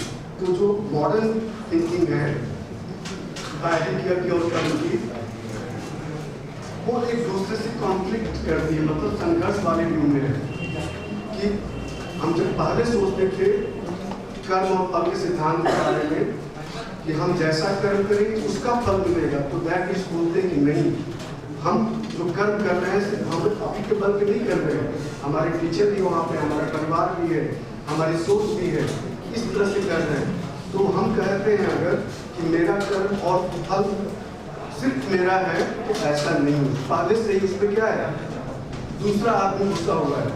इसलिए जब हम कहते हैं कि आपको हक करने वाले हैं, तो हम सिर्फ मेरा कर्म और फल नहीं है, बल्कि हमारे संस्कार हैं जो कि हमको आपको ऐसा करने के लिए करेंगे. उन्होंने कहा कि जैसे हम आपको स्लैब किया, तो ये मैं नहीं कर रहा हूँ. जैसे अभी कहा जाता था कि हमने थप्पड़ मारा तो उसका फल भी मुझे मिलेगा. ये कहना चाहते हैं कि नहीं, आपने जो थप्पड़ मारा है किसी को, वो सिर्फ आपके संस्कार के माध्यम से नहीं, बल्कि इसके पीछे क्या है? बैकग्राउंड है पूरी. इसलिए पहले से ही विधि आती है इसके अंदर, कर्म फल के सिद्धांत के अंदर खड़ा हुआ. यही राजेंद्र स्वरूप भट्टाचार्य भी कहते हैं, not my action is mine. मेरा एक्शन नहीं है, बल्कि उसमें सबका कोलैबोरेशन है. मेरे साथ टीचर और दूसरे लोग भी है. राजेंद्र स्वरूप भट्टाचार्य की बात करते हुए कहते हैं. ठीक है. और दया कृष्ण ने बोला है कि तुम लोग बोलते मेरे चश्मे में जादू है. तो चश्मा में जादू कैसे हो सकता है? आप सोच के देखिए। उनके कहने का मतलब है कि शंकराचार्य ने जो भाष्य लिखा शांकर भाष्य, उसमें जो पहला चैप्टर अध्यास का चैप्टर है, उसमें अध्यास की परिभाषा बताई गई है कि अध्यास क्या है। तो अध्यास को कह लीजिए भ्रम है, कैसे एक दूसरे के ऊपर इम्पोज कर देते हैं चीजों का, आरोपण कर देते हैं। भ्रम में क्या होता है? रस्सी के ऊपर सर्प का आरोपण कर देते हैं, तब तक भ्रम दिखाई देता है। जब तक इम्पोज नहीं करेंगे तब तक भ्रम नहीं बनता है। तो बोले कि विषय और विषय का सिद्धांत वहाँ पे है और कुछ है नहीं वहाँ पे, यू एंड आई, मैं और तू। तो वहाँ पे बोलते हैं अहम ब्रह्मास्मि, उस तरह की बात करते हैं। यू एंड आई, डार्कनेस और लाइट की बात करते हैं, अंधकार और प्रकाश की बात करते हैं। तो दयाकृष्ण इसमें कहते हैं कि देखिए इसमें जो अभी तक किया गया है, इसमें नई बात क्या है, इसमें नया क्वेश्चन कैसे करेंगे। तो दयाकृष्ण बोलते हैं कि हमको प्रश्न करना चाहिए, प्रश्न करना आना चाहिए, कैसे प्रश्न किया जाता है। फिर एक गूगल के बारे में, गूगल लाइब्रेरी दयाकृष्ण के बारे में बोला, फिर सोशल पॉलिटिकल थॉट के बारे में बोला, थ्योरी ऑफ कर्म के बारे में बोला। मेन सिद्धांत दयाकृष्ण का यही था, जो आप एक्शन कर रहे हैं, जो कर्म का सिद्धांत कर रहे हैं, इसमें दूसरे आदमी की भूमिका कहाँ पे है? जो पहले की परिभाषाएं बताई जा रही थी उसमें दूसरा नहीं थे। दयाकृष्ण में ये नवीनता और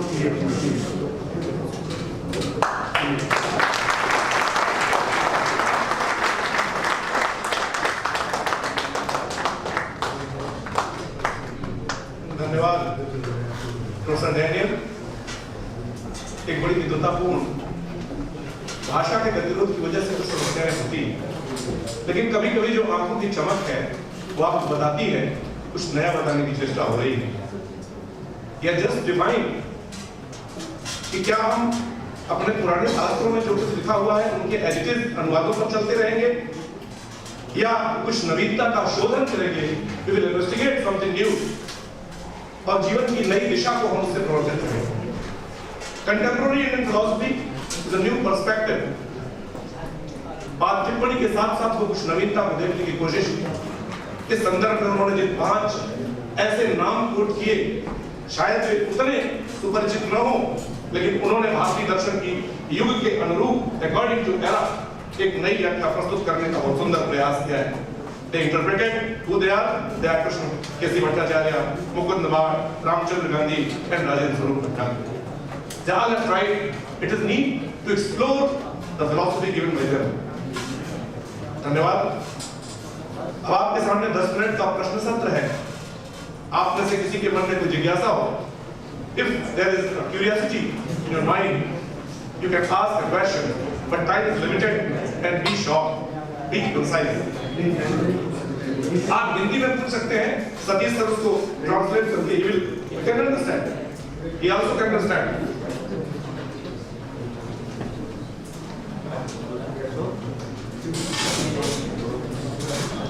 Any questions? I was talking about the importance of questions. Please, sir. My question is regarding Justice Bhattacharya. According to Justice Bhattacharya, he says that every negation is determination. Every? Negation is determinism. Yes.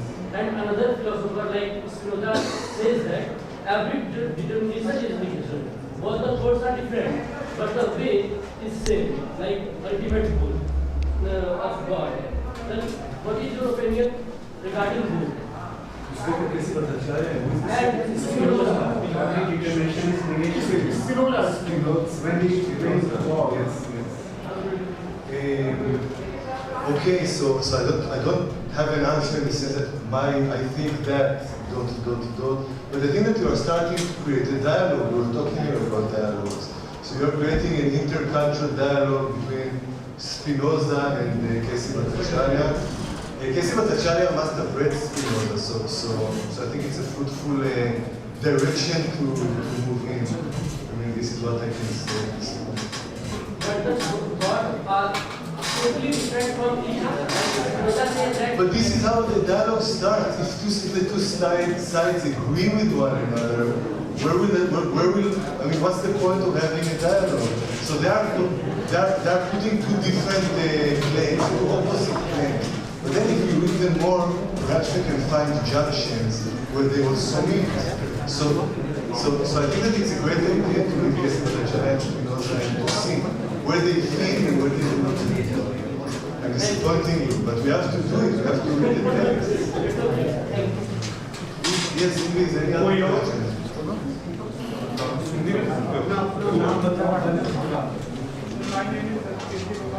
Yes. My question is that you snake as frog. So my question is that The opposite actually. Actually, you're right. Because from this the snake is the road, which is even more dangerous. Yes. my question is that how to be How can we remove the misperception? Yeah. He is asking for. So the question is good, how do we remove this perception? My answer is twofold. And I'm relying on the philosophers that I was talking about. So the first part of the answer would be that if we are aware of the way that our mind works, this would be the first stage in removing the misperception. So this is the first part of my answer. The second part, Please keep quiet. Listen. He is giving a solution again. the second part is that we can never, unless we think in the sense of ultimate truth and moksha, etc., I think that we can never remove all the misperceptions.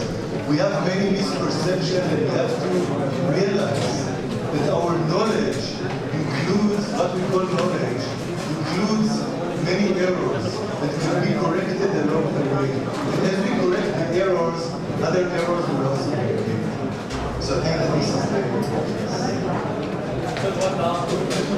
Yes, really. Come.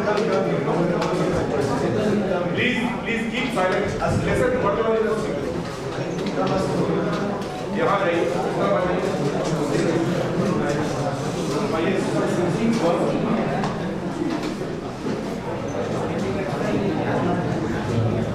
Very good afternoon. Sir, I am Devakar Maurya from Department of Philosophy and Religion, PhD.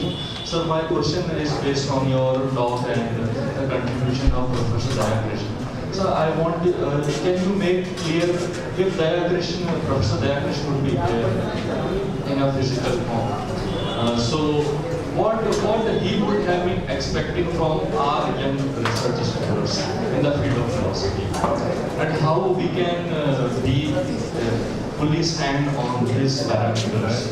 So can you focus on that legacy on which we can work and can continue their work in a right direction? Okay, so this is my last answer. I think I see that it's time to close. So the question was, what is Dan Krishna's contribution? Had he come here now, physically, what would he tell you? So of course I don't know, that was always surprising us. But 2 points I want to say, 2 last points. Please listen just 5 minutes more. कृपया 5 minute question answer. Barely 5 minutes. This is the last question and last answer. Yeah. So what would that be telling? 2 things. I'm imagining 2 things. The first thing, we can think of the respective roles of a teacher and a student. For Daji, the Guru-Shishya Parampara, the Guru-Shishya relationship, is a matter of cooperation. It is not the case that the teacher knows and the student does not know, and the teacher conveys the knowledge to the student. Knowledge is created through a dialogue between the teacher and the students. The role of the teacher is to be generous, to share. The role of the student is not to agree with the teacher. The role of the student is not to agree, to disagree, to raise objections. This is one thing. The second thing is that D.A.V. Krishna would encourage you to think deeper. I'll give you an example. This would be like my last example for what does it mean to think deeper. It is, I can wait for 1 second. I mean, I don't know when I'll come to the There's a lot of talk about the West, about Western philosophy and Indian philosophy. Western philosophy is supposed to be rational. Indian philosophy is supposed to be spiritual. Right? I mean, you heard it. So D.A.V suggests that this position, which is usually taken by classicists,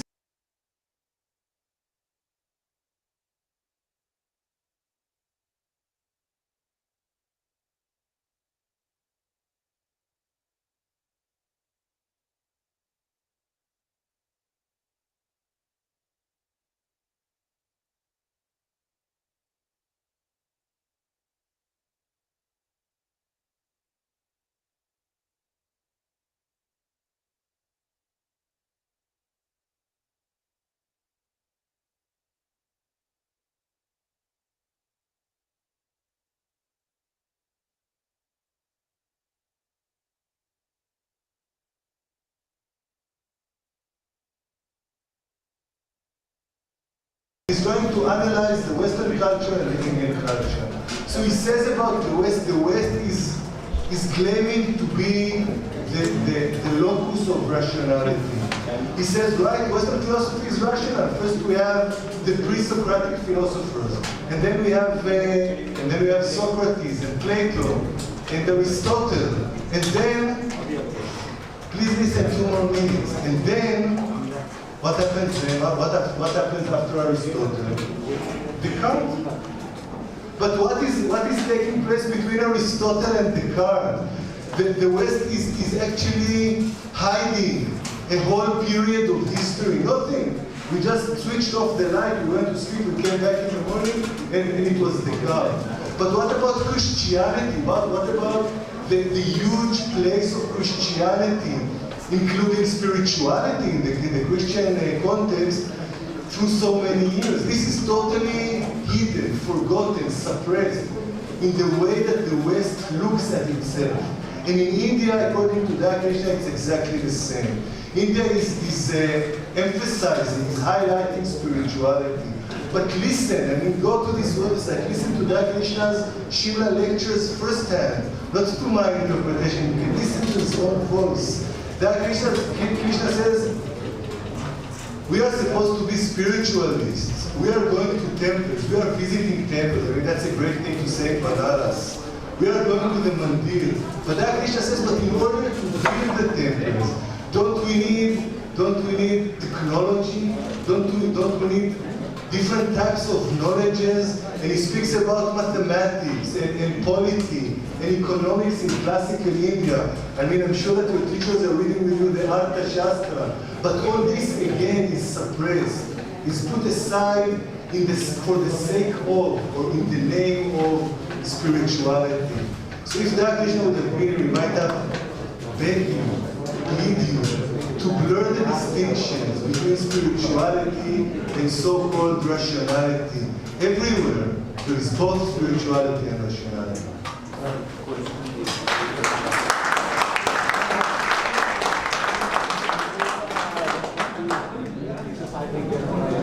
Questions? प्रश्न आपके हुए? समय कम है, हमारे बीच हमारे दूसरे वक्ता भी हैं। Thank you, Professor Daniel. You presented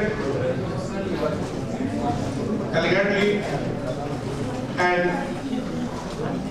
gave the solutions of the problems. Contemporary Indian philosophy को एक नए पर्सपेक्टिव में लेने की जरूरत है, प्रश्न करने की जरूरत है, कॉलोनियल इंप्रेशन से बाहर आकर के बौद्धिकता और आध्यात्मिकता को पुनर्व्याख्यायित करने की आवश्यकता है। नए सिरे से उन संदर्भों को जोड़ने की आवश्यकता है। हमारे बीच एक दूसरे इमिनेंट स्पीकर हैं, वे प्रयाग विश्वविद्यालय से जुड़े हुए हैं। Respected professor Shivbhanu Singh,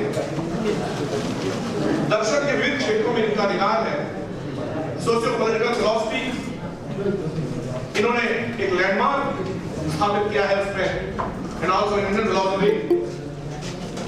professor Shivbhanu Singh sir का विषय आज के संदर्भ में है एथिक्स ऑफ ग्लोबलाइजेशन, वैश्वीकरण का नीतिशास्त्र। क्या नीतिशास्त्र भी अपने रंग बदलता है क्या? ऐसा somewhat strange। ये संदर्भ बदलते हैं जब व्याख्याओं के साथ संसार बदलता है। दर्शन जिसका शाब्दिक अर्थ है दृश्य से अनेक, जिसके द्वारा देखा जाए नित्य नवीनता को प्राप्त होती हुई ये दृष्टि आपको भारतीय संदर्भों के पुनर्व्याख्या की ओर ले चलती है। आइए हम आदरणीय लब्ध प्रतिष्ठ विद्वान प्रोफेसर शिवानंद सिंह सर द्वारा इस विषय पर एक संबोधन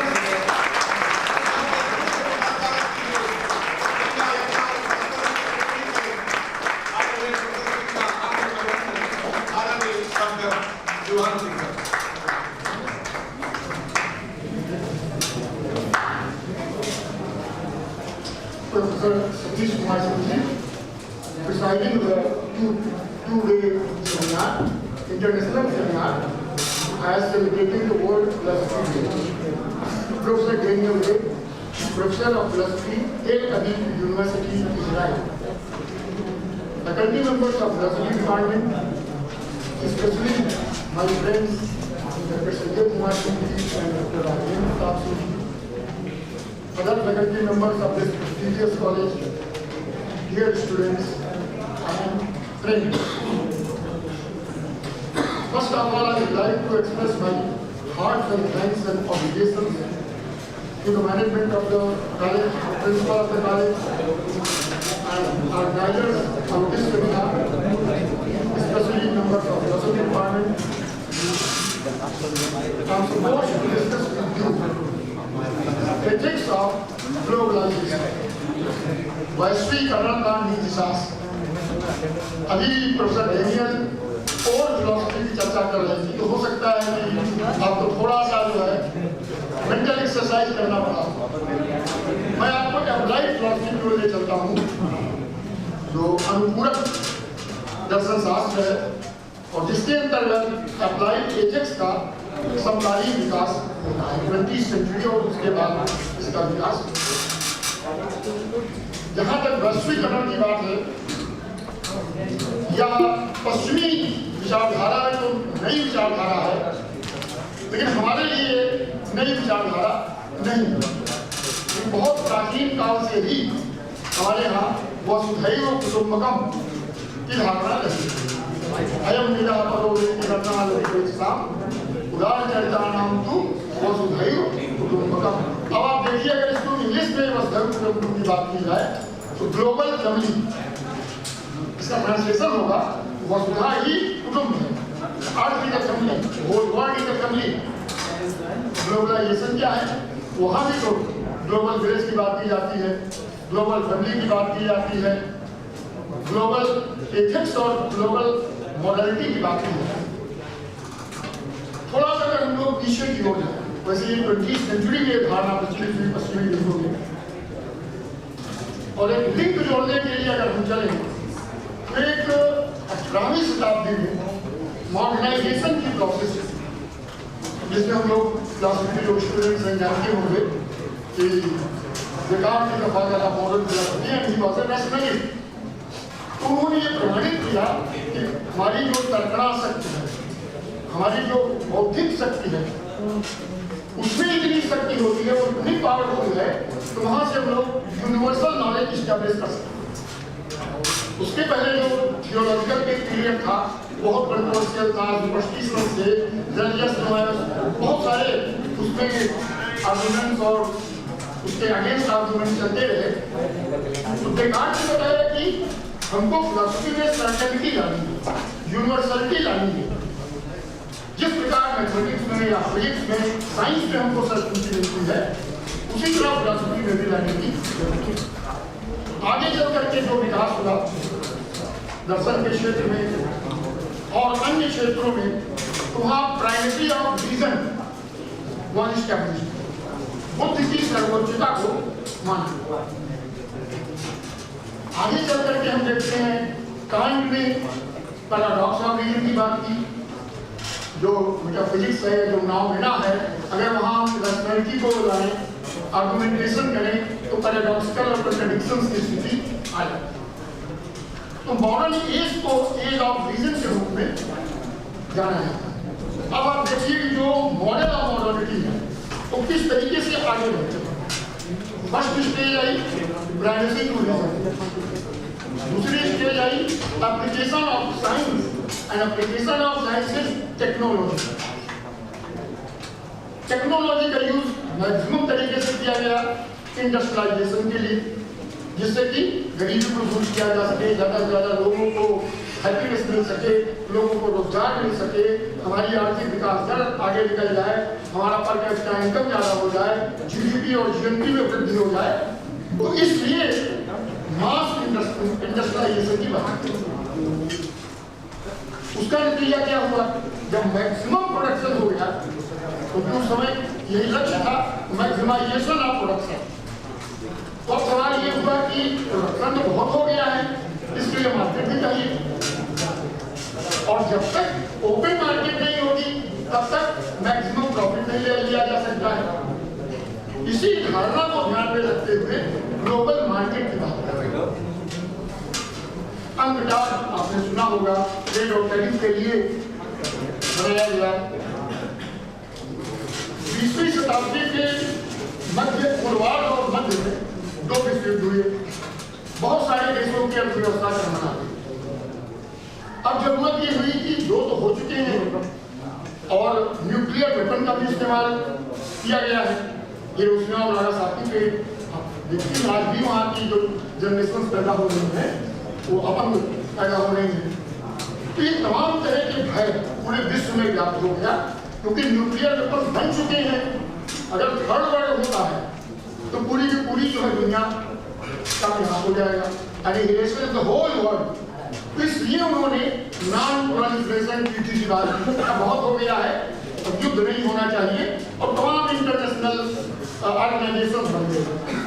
यूएनओ बन गया, वर्ल्ड हेल्थ ऑर्गेनाइजेशन बन गया, वर्ल्ड बैंक बन गया, IMF बन गया, यूनेस्को बन गया, तमाम संस्थाएं आ गई, जिससे कि हम वर्ल्ड पीस की स्थापना कर सकें, सॉलिडारिटी की स्थापना कर सकें। ये तो लक्ष्य था। अब सवाल ये हुआ कि जब ग्लोबल मार्केट की बात की गई तो इंटरकनेक्टिविटी, इंटरडिपेंडेंस की बात की, पूरा विश्व जो है एकीकरण की प्रक्रिया से गुजरी है। तो ग्लोबलाइजेशन एक प्रोसेस, शुरुआत इसकी जो है इकोनॉमिक एस्पेक्ट से हुई, आर्थिक कारणों से हुई, लेकिन अगर मार्क्स के कथन को ध्यान में रखा जाए, economic factors determine all relations. जब आर्थिक क्षेत्र में ग्लोबलाइजेशन की बात की गई तो और अन्य क्षेत्रों में भी उसका प्रभाव पड़ने लगा। अब सवाल ये हुआ कि अगर स्वच्छंद रूप से ग्लोबलाइजेशन की बात की जाए तो कुछ देश जो सो कॉल्ड डेवलप्ड कंट्रीज हैं वो तो बहुत ज़्यादा जो है प्रॉफिट ले लेगी, और गरीब देश शोषण के शिकार बन जाएंगे।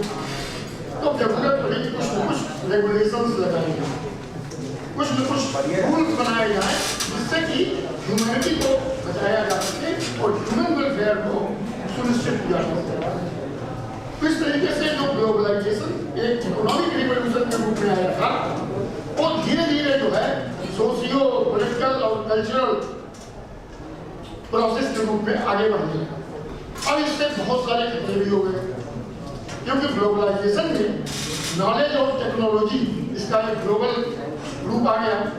अब तो दुनिया में कहीं भी कोई भी चीज घटित होती है, पूरे हर देश में उसका असर होगा। अब यह देख सकते हैं कि जो हमारी इंटरकनेक्टिविटी है, किस तरह से कभी कभी भयावह हो जाती है। कोरोना का इफेक्ट जो हुआ कि चीन से शुरू हुआ, उसके पूरे वर्ल्ड में फैल गया, तो चाहे कोई अच्छी चीज हो या कोई बुरी चीज हो, अगर पूरी दुनिया एक परिवार की तरह है, एक गांव की तरह से है, तो जो भी उसमें इविल चीजें आएंगी, जो बुराइयां आएंगी, वो हर जगह व्याप्त हो जाएंगी। तो इसलिए 20वीं शताब्दी के उत्तरार्ध में जब अनेक तरह के संकट आए, एक बड़ा सबसे बड़ा संकट पर्यावरण के समक्ष उपस्थित हुआ, इकोसिस्टम हमारा जो है प्रभावित हो गया। तो सबसे पहले फिलॉसफी ने जो एक कदम उठाया वो था एनवायरमेंटल एथिक्स, पर्यावरणीय नीतिशास्त्र। ये 1970-80 के दशक में इसका विकास किया। और ये हुआ कि थोड़ा सा हम अगर आध्यात्मिक दृष्टि से पूरे पर्यावरण को देखें तो जिस तरीके से हमारा वैल्यू है, हम वैल्यूएबल हैं और हमारी इंट्रिंसिक वैल्यू है, वैसे ही जितने भी अन्य पारिस्थितिकी के घटक हैं वे सब वैल्यूएबल हैं। ये जरूर हो सकता है कि हम जो है अपने आप में मूल्यवान हैं, वे हमारे लिए मूल्यवान हैं। प्राकृतिक पदार्थ और प्राकृतिक सत्ताएं जो भी हैं वो हमारे लिए मूल्यवान है, लेकिन मूल्य तो उनका भी है। तो अगर हमारा संरक्षण होना चाहिए तो पर्यावरण का संरक्षण क्यों नहीं होना चाहिए? तो उसी तर्ज पे आगे चल करके कि फिलॉसफी ऑफ इकोलॉजी का विकास हुआ, पारिस्थितिकी दर्शन, और उसके अंतर्गत एक सरफेस इकोलॉजी की बात की गई और दूसरा डीप इकोलॉजी की बात की गई। तो गहन जो पारिस्थितिकी की धारणा है वहां संपूर्ण पर्यावरण को संरक्षण देने की जरूरत है। तब इसके लिए तमाम अंतर्राष्ट्रीय सम्मेलन किए गए और ये नारा दिया गया वन अर्थ, पृथ्वी पूरी एक है और किसी भी देश को ये छूट नहीं दी जा सकती है उस पृथ्वी के इकोसिस्टम को। इसीलिए जब जब पर्यावरण का सम्मेलन होते हैं तो जो सो कॉल्ड विकसित देश हैं वो विकासशील देशों को दबाव डालते हैं कि आप कार्बन को उत्सर्जन कम करें। अब ये डिस्क्रिमिनेटरी स्थिति है, खुद तो कर ली है, पर्यावरण को नष्ट भी कर दिया। अब हमारे लिए क्या वो जो अंडर डेवलपिंग कंट्रीज हैं या जो अनडेवलप्ड कंट्रीज हैं उनके लिए हम कुछ लगा रहे हैं। ऐसी ही परिस्थितियों में ग्लोबल एथिक्स की जरूरत है। और आपको कुछ चौंकाने वाली चीजें बताएं जो टेक्नोलॉजी की यूज के कारण और जहां पर कि एथिक्स की सबसे बड़ी जरूरत है। आप लोगों ने कभी पढ़ा होगा जो डॉली को आर्टिफिशियली बनाया गया था क्लोनिंग के माध्यम से। बाद में उस क्लोनिंग को ह्यूमन अफेयर्स में लागू करने की कोशिश की गई तो फिर उस पर रोक लगाया कि तो बहुत बड़ी समस्या पैदा हो जाएगी। अगर क्लोनिंग के जरिए हमारा डुप्लीकेट आ गया तब तो पूरे वर्ल्ड के लिए समस्या हो जाएगी, तब तो पीस और सिक्योरिटी स्थापित नहीं की जा सकती है। तो उस पर रोक लगाई गई कि नहीं, ह्यूमन अफेयर्स में क्लोनिंग परमिटेड नहीं है। उसके बाद जो रिसर्चर्स थे उन्होंने कोई न कोई बहाना लेकर के आर्टिफिशियल इंटेलिजेंस का यूज किया और टेक्नोलॉजी के और भी अफेयर्स और भी स्फीयर में उनकी चीजें शुरू कर दी। आप लोगों में से अगर कोई IVF टेक्निक को जानता ही होगा, वो भी आर्टिफिशियल इंटेलिजेंस के द्वारा ही किया जाता है। एक अभी कॉन्सेप्ट आया कुछ दिनों पहले ब्रिटेन में बेबी डिजाइनर टेक्निक। तो ऐसे छोटे छोटे बच्चे जिनको कैंसर हुआ रहता है उनके इलाज के लिए उन्हीं पेरेंट्स से एक आर्टिफिशियली बच्चा पैदा किया जाता है और उसके क्रोमोसोम्स को उसी तरीके से डेवलप किया जाता है और अंत में उसके जो बोन मैरोज हैं उसको जो बीमार बच्चा है उसमें ट्रांसप्लांट कर दिया जाता है और वो स्वस्थ हो जाता है, दोनों स्वस्थ होते हैं। अब यहाँ एक एथिकल प्रॉब्लम ये पैदा हुई, जब वो लड़का समझदार होगा, दूसरा वाला हो आर्टिफिशियली जो जनरेटेड है और उसको ये पता चलेगा इसको बचाने के लिए उसको पैदा किया गया। I am not naturally born, I have been born just to save him. अब उसके प्रति उसके मन में कौन कौन से विचार आएंगे, किस तरह से उसको लेगा, अपने भाई के रूप में लेगा या दुश्मन के रूप में लेगा, असहज रहेगा वो हमेशा। इसके बाद आर्टिफिशियल इंटेलिजेंस का प्रयोग किया गया रोबोट बनाने के लिए। अब स्थिति आ गई, एक रोबोट ड्राइवर का भी काम करेगा और आपके घर में नौकर का भी काम करेगा। अभी परसों अखबार में पढ़ रहा था तो रोबोट एडवोकेट की बात है। अमेरिका के कोर्ट में एक रोबोट एडवोकेट प्रेजेंट होगा जो आर्टिफिशियल इंटेलिजेंस के माध्यम से, जैसे जो किताबें वगैरह वकील साहब लोग खरीदे जाते हैं उसकी कोई जरूरत नहीं पड़ेगी। ब्लूटूथ डिवाइस से जो वकील साहब बहस कर रहे हैं वो जुड़े रहेंगे उस जो वकील हो रहा है रोबोट वकील, और वो उनको जो है धीमी आवाज में प्रॉम्प्ट करता रहेगा। प्रॉम्प्टर का प्रयोग तो जानते हैं हमारे प्रधानमंत्री ये करते हैं तो हमको आपको नहीं दिखाई पड़ रहा है, लेकिन वो सामने जो है लिखा रहता है और हमको आपके लिए पूरा धारा प्रवाह बोल रहे हैं या और भी तमाम लोग इस तरह का टेक्नोलॉजी का यूज करते हैं। अभी 2015 में करीब 1 दर्जन बहुत बड़े बड़े फिलोसफर, साइंटिस्ट और इंडस्ट्रीज ने एक खुला पत्र जारी किया। उस खुले पत्र में इस बात की चर्चा की गई कि ये जो आर्टिफिशियल इंटेलिजेंस है, इसको अगर नियंत्रण में न किया गया तो आगे चल के मानवता के लिए बहुत बड़ा संकट हो जाएगा। सैन फ्रांसिस्को में एक डिवाइस बनी जो है OpenAI, एक कंपनी है। उस समय जो दस्तखत 12 लोगों ने किया था उसमें एलन मस्क भी थे, जो कि बहुत बड़े इंडस्ट्रियलिस्ट थे। लेकिन 1 साल बाद ही वो अपनी मेंटालिटी चेंज कर दी और सैन फ्रांसिस्को की जो ओपन आर्टिफिशियल इंटेलिजेंस की कंपनी थी उसमें उन्होंने भारी इन्वेस्ट कर दिया। और अभी लेटेस्ट एक टेक्नोलॉजी है ChatGPT। तो ये जो एडवोकेट की बात मैं कर रहा था, रोबोट एडवोकेट, उसमें वही टेक्नोलॉजी यूज की गई है ChatGPT।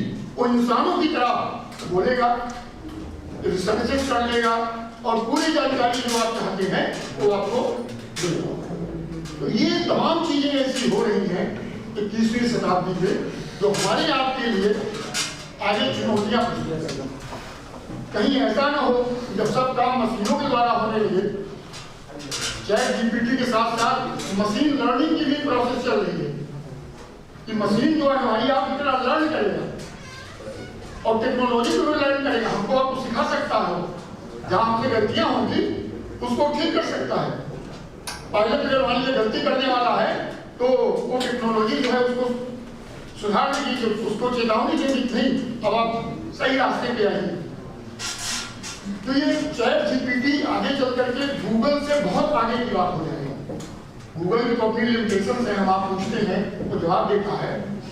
ChatGPT जो है हमारे आपके प्रश्नों का जवाब ही नहीं देगी, बल्कि रिटन आपको सके आर्टिकल्स प्रेजेंट करेगी। आपने कह दिया उसको किस तरह आर्टिकल हमको चाहिए और वो प्रेजेंट कर देगी आपको, सबमिट डाउन लेकर के जाइए बोल दीजिए। तो ग्लोबलाइजेशन में जो ग्लोबल टेक्नोलॉजी है उसके लिए बहुत जरूरत है कि कुछ न कुछ मॉरल वैल्यूज को, एथिकल नॉर्म्स को और एथिकल स्टैंडर्ड्स को बनाया है। और इसलिए जो 21st सेंचुरी की एथिक्स है, जो अप्लाइड एथिक्स के रूप में विकसित हो रही है, वहां पे इन चीजों को पॉलिसी एथिक्स के रूप में कि जो पॉलिसी इंटरनेशनल लेवल पे बनाई जाए उसमें भी एथिकल नॉर्म्स होने चाहिए, मॉरल स्टैंडर्ड्स होने चाहिए, रेगुलेट करने की ताकत होनी चाहिए। एनवायरमेंटल एथिक्स है, बिजनेस एथिक्स है, क्योंकि बिजनेस में भी बहुत सारी संभावनाएं होती हैं कि हमारे आपके सबका शोषण व्यापक तरीके से किया जा सके। मेडिकल एथिक्स, कोरोना काल में आप लोगों ने देखा ही होगा, बहुत सारी अस्पतालों ने अंधाधुंध बिलिंग शुरू कर दी। 2-2 लाख 3-3 लाख रुपए कोरोना मरीजों से वसूले जा रहे हैं। तो वहाँ भी मेडिकल एथिक्स की जरूरत है। तो प्रोफेशनल एथिक्स के अंतर्गत जो हमारे कई फील्ड्स हैं वहाँ पे एथिकल नॉर्म्स को डेवलप किया जा रहा है। कुछ एथिकल वैल्यूज ऐसे हैं कि जो हर एक प्रोफेशन में, जैसे ऑनेस्टी होना चाहिए, हमें अपने कार्यों के प्रति रिस्पॉन्सिबल होना चाहिए, हमारा कमिटमेंट होना चाहिए, हमारा जो है इन्वॉल्वमेंट होना चाहिए। तो ये तमाम वैल्यूज जो हैं, जो इंटीग्रिटी की बात की जाती है, फिलोसफी के जो स्टूडेंट्स होंगे तो पेपर के रूप में भी विकसित किया गया। प्रोफेशनल एथिक्स, या जो लोग सिविल सर्विसेज के लिए तैयारी करने वाले हैं तो बहुत अच्छी चीज है। जो सिविल सर्विसेज में मेन का चौथा पेपर है एथिक्स, एप्टीट्यूड एंड इंटीग्रिटी, तो हमारी एथिक्स से ही जुड़ा हुआ है। उसमें प्रोफेशनल एथिक्स से जुड़े, एनवायरमेंटल एथिक्स से जुड़े बहुत सारे क्वेश्चंस पूछे गए। और हम लोग कम से कम फिलोसफी के जो स्टूडेंट्स हैं उनके लिए सिविल सर्विसेज भी वो कंपलसरी पेपर है 250 नंबर का। तो कम से कम जो पहले कहा जाता था फिलोसफी पढ़ के करेंगे क्या, फिलोसफी का रेलेवेंस क्या है, तो अब चीजें धीरे धीरे दूर हो रही। तो हमको जो ग्लोबल एथिक्स की बात करनी है या ग्लोबलाइजेशन की जो एथिक्स है उसमें हमें यही देखना है कि चाहे वो सोशल फील्ड में ग्लोबलाइजेशन हो, चाहे वो कल्चरल फील्ड में हो, इकोनॉमिक फील्ड में हो, सोशल फील्ड में हो, पॉलिटिकल फील्ड में हो, उसको निश्चित रूप से मॉरल वैल्यूज के साथ जोड़ने की जरूरत है, एथिकल नॉर्म्स को डेवलप करने की जरूरत है, जिससे कि जो विश्व में शांति की बात की जाती है, सॉलिडेरिटी की बात की जाती है, उसकी हम लोग स्थापना रियल टर्म्स में कर सकते हैं। और फिर आगे हमारे होने कम से कम तीसरे विश्व युद्ध की जो आशंका है वो धीरे धीरे खत्म। और जब एक पूरा वर्ल्ड कनेक्टेड है, इंटरकनेक्टिविटी है, इंटरडिपेंडेंस है, तो सबको इस बारे में सोचने की जरूरत है कि हमारा अगला भविष्य है। और अभी आपने देखा कि जब एनवायरमेंट का भयंकर दोहन शुरू हो गया, तो जब एनवायरमेंटल एथिक्स की बात आई, उसी के साथ साथ कि इकोनॉमिक क्षेत्र में सस्टेनेबल डेवलपमेंट की बात की, समपोषणीय विकास, वी हैव टू सस्टेन। जो अनलिमिटेड और मैक्सिमम प्रोडक्शन की बात की जा रही है वो ठीक नहीं है। जो आने वाली फ्यूचर जनरेशंस हैं उनके बारे में भी हमको सोचने की जरूरत है। तो इसलिए जो मैक्सिमम प्रोडक्शन की बात की जा रही थी, जो इंडस्ट्रियलाइजेशन का नारा था, उसको कन्फाइन करने की, डिलिमिट करने की जरूरत है।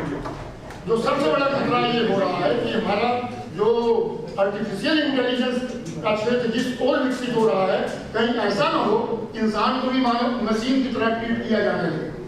जब इंसानों का काम मशीन शुरू कर देगी, पता चला कि वो बहस करने का काम मशीन कर रही है, ड्राइव करने का काम मशीन कर रही है, रिसर्चेज में तो आज भी जो है मशीन रोबोट का इस्तेमाल होता है। मेडिकल फील्ड में रोबोट सर्जरी हो रही है, शुरू अपने यहाँ ही होती है रोबोट सर्जरी, और वो बिल्कुल एक्यूरेसी के साथ होती है। डॉक्टर्स का जो हाथ वो इधर उधर हिल भी सकता है, लेकिन रोबोट सर्जरी जो 100% प्रूफ, बिल्कुल कोई उससे गलती की संभावना नहीं होती है। तो जो डिह्यूमनाइज करने की समस्या है, कहीं हम ही को मशीन की तरह न ट्रीट किया जा नहीं सकता। और मशीन तो एक इंस्ट्रूमेंट है, हम आपके इंस्ट्रूमेंट है नहीं। कितना भी होगा, मशीन को कंट्रोल करने के लिए इंसानों की जरूरत पड़ेगी, क्योंकि जो सेंसेशंस हैं, जो फीलिंग्स हैं, जो इमोशंस हैं, वो हमारी आपके अंदर है, मशीन में नहीं है। मशीन में तो जो प्रोग्रामिंग की गई है, जो आर्टिफिशियल इंटेलिजेंस उसमें डाल दिया गया है, उसी के अनुसार काम करेगी। ये जरूर है कि हमारी भाषा को समझेगी। चैट जीपीटी में यही है। अभी आप लोगों ने, कुछ लोगों ने जरूर देखा होगा एलेक्सा, वो जो है आर्टिफिशियल इंटेलिजेंस का ही आधार है।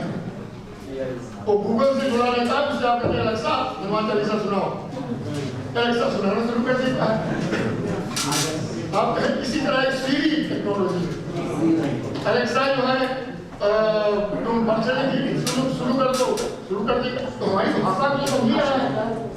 फिर उसके इम्प्रेशन अगर आप मजाक में से पूछ लीजिए, Alexa will you marry me, अब एलेक्सा की समस्या हो गया, no I am not married. ये तो शुरुआत है। और जब चैट जीपीटी का बड़े पैमाने पर प्रयोग होगा तो हमारे लिए बहुत सारी समस्या आएगी, उसके लिए हमको तैयार रहना चाहिए। इसलिए जरूरी है कि ग्लोबलाइजेशन के अंतर्गत एथिकल नॉर्म्स और मॉरल वैल्यूज उसमें डालने की जरूरत है। अंधाधुंध भूमंडलीकरण या वैश्वीकरण हमारे लिए खतरनाक है। अभी आप देखिए कितना ये जो इंटरडिपेंडेंस का असर है, एक जगह कुछ होता है उसका असर दूसरी जगह पे होता है।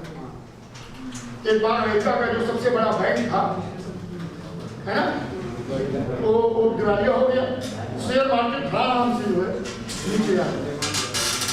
रूस और यूक्रेन का युद्ध 1 साल से लगभग हो रहा है। कई देशों की इकोनॉमी बुरी हालत में आ गई, एम्प्लॉयमेंट की समस्या आ गई, ब्रिटेन की इकोनॉमी खराब हो गई है, श्रीलंका में तो आपने देखा ही बुरी स्थिति आ गई थी, पाकिस्तान में खाने के लिए तरस रहा है। तो जब आपके पड़ोसी संकट में रहेंगे तो कहीं न कहीं से उनका प्रभाव आप में है। अगर हमारे पड़ोस में कोई ऐसा है जो भूखा है, तो बुभुक्षों किम न करोति पापम, भूखा आदमी कौन सा पाप नहीं कर सकता है, वो हमारे यहाँ चोरी कर सकता है, डकैती कर सकता है, हमको मार के हमारी संपत्ति ले सकता है। ये बड़े स्तर पर सोचिए, तो ये काम जो है एक देश दूसरे देश के ऊपर कर सकता है। पाकिस्तान को खाने को नहीं मिल रहा है, वहां के लोग भाग करके इंडिया आएंगे, हमारे लिए संकट पैदा कर देंगे।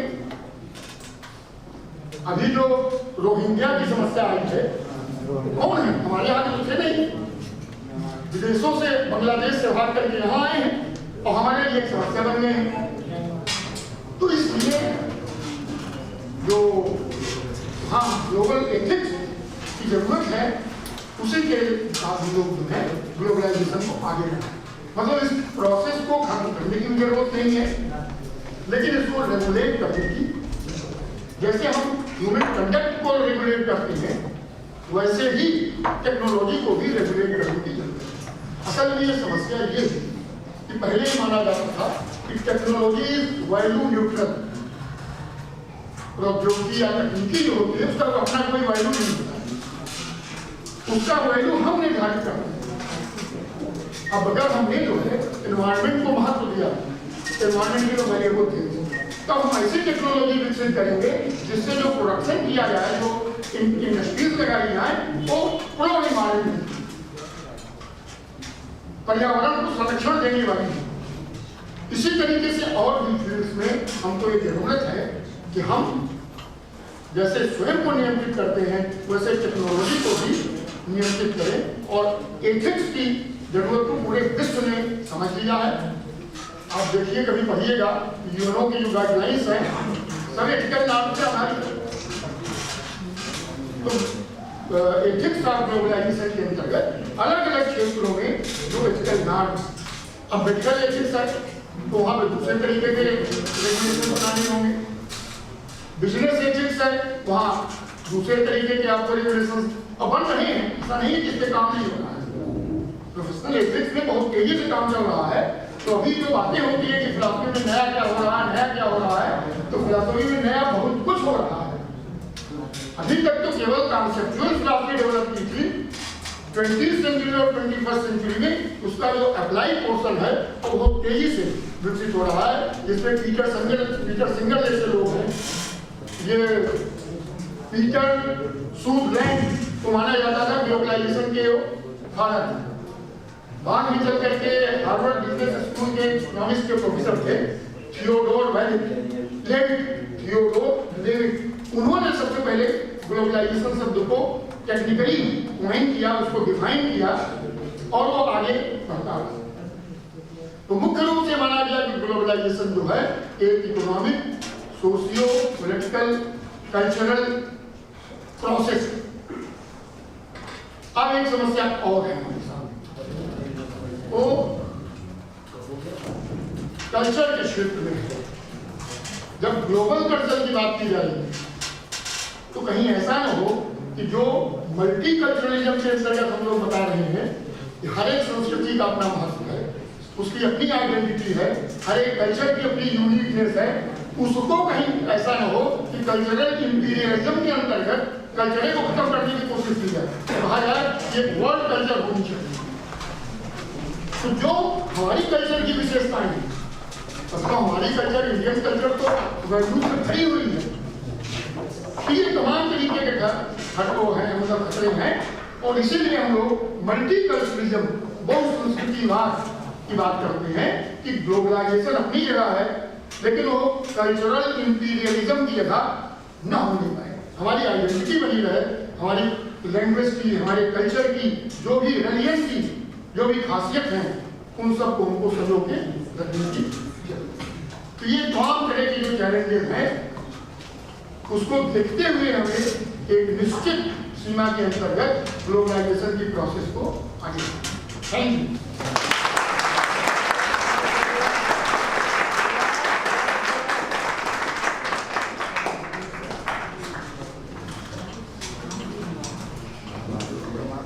गालिब का फिराक का एक बहुत खूबसूरत सा शेर है।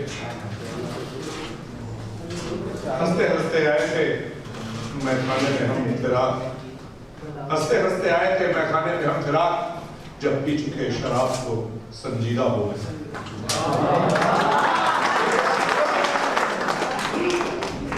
एक बड़ा सवाल आपके सामने खड़ा है। अस्तित्ववाद एक एक्जिस्टेंशियलिज्म की थ्योरी लेकर चलता हुआ बीइंग में नथिंगनेस के साथ जॉन साल्ट कहता है कि the whole world is suffering from dehumanization, instrumentalization of human being. क्या मानो यंत्रीकृत हो रहा है। एक बड़ी समस्या की ओर यह विषय संकेत करता है कि should be there ethics of globalisation.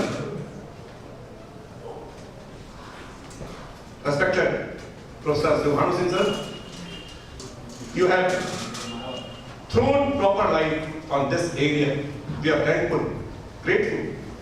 हम आपके आभारी हैं कि आपने इस विषय पर हमें जगाया। और यह भी एक तथ्य उन्होंने इंगित किया, जो कभी सामाजिक संक्रमण का शिकार हुआ कभी नहीं काशी से कहता है कि साईं इतना दीजिए जहां में कुटुंब समाए, मैं भी भूखा ना रहूं, साधु न भूखा जाए। क्या ये एथिक्स ऑफ ग्लोबलाइजेशन कहीं सब्सटेंशियल के डिसाइड करने की ओर संकेत तो नहीं कर रहा? There are questions. A great question mark is before us. इस विद्वतापूर्ण वैदुष्यपूर्ण व्याख्यान के लिए D.A.V परिवार आपका हार्दिक धन्यवाद ज्ञापित करता है। मैं आप विद्यार्थियों से, सुधीजनों से यह अपेक्षा करूंगा संक्षिप्त समय में प्रोफेसर सिंह सर से अगर आपको जो सवाल करने हो, you can make questions and be satisfied. Students, आचार्य, मेरा नाम प्रियांशु शुक्ला है। आपने सस्टेनेबल डेवलपमेंट की बात की, सस्टेनेबल डेवलपमेंट की बात की, सस्टेनेबल डेवलपमेंट। हाँ, तो इस चीज को लेकर अगर हमें सस्टेनेबल डेवलपमेंट इंप्लीमेंट करना, तो जैसे सभी विचार साइंस ना दीजिए जामे को तुम समाए, मैं भी भूखा ना रहूं, साथ भी ना भूखा जाए। और महात्मा गांधी ने भी कहता है कि there is enough for everybody but not for everybody. तो हम इस चीज को लेकर अपनी मानसिकता कैसे बदले, मतलब हर एक मनुष्य अंदर इस स्वभाव से ज्यादा हम एक्वायर करेंगे। मतलब हम कभी अपने आप को सेटिस्फाई नहीं कर सकते, बस ये सोचते हैं कि जीना जा रहा है तो उठना जा रहा है। तो इस चीज को लेकर हम अपनी मानसिकता कैसे गांधी जी ये कहा the problems of the world cannot be solved by maximum production. It can be solved by minimization of needs. प्रकृति जो है वो हमारे आपके नीड्स को पूरा करने के लिए, हमारी ग्रीड को पूरा करने के लिए नहीं है। तो ये अंतर हमको आपको समझने की जरूरत है, हमारी नीड क्या है और क्यों इसको हमने ग्रीड में परिवर्तित किया। लोग अलग चीज है, आवश्यकता अलग चीज। तो अगर ये चीज हमारी समझ में आ जाए और आएगी, देर सवेर आएगी, क्योंकि जब आपको ये जो हमारे प्राकृतिक खनिज पदार्थ है उनको सबको यूज करने की लिमिट निर्धारित हो जाएगी, हो हमारे लिए क्यों जो है पेड़ काटने को मना किया जा रहा है, वन्य जीवों को क्यों संरक्षण प्रदान किया जा रहा है। सलमान खान दौड़ते दौड़ते परेशान हो गए थे काले हिरण के शिकार के चक्कर में। पहले तो राजा महाराजा वो सब हुआ करता था, तो समझना पड़ेगा क्योंकि कानून बन रहे हैं। आप एक रेस्पॉन्सिबल सिटीजन के रूप में अगर हरे पेड़ों को काट डालें, देखिए उसके बाद पुलिस आपको क्या हाल करेगी। तो इसलिए नीड और ग्रीड इनके अंतर को समझने की जरूरत है। जैसा हमारे राघवेंद्र जी ने कहा, साईं इंदिरा दीजिए जावे में कुछ कहा है, ये उपनिषदों से चला आ रहा है। ईशावास्यमिदं सर्वं यत्किं जगत् श्याम जगत् तेन त्यक्तेन भुंजी नामामृता कश्चित्। क्या पूर्ण भोग की बात की, भोग कहिए लेकिन क्या कहिए। अगर आप लोग देखे होंगे जो लोगों के पूर्वज थे, खाना खाते समय जो है तो अग्रासन निकाल देते हैं। ये त्यागपूर्ण भोग का एक उदाहरण है।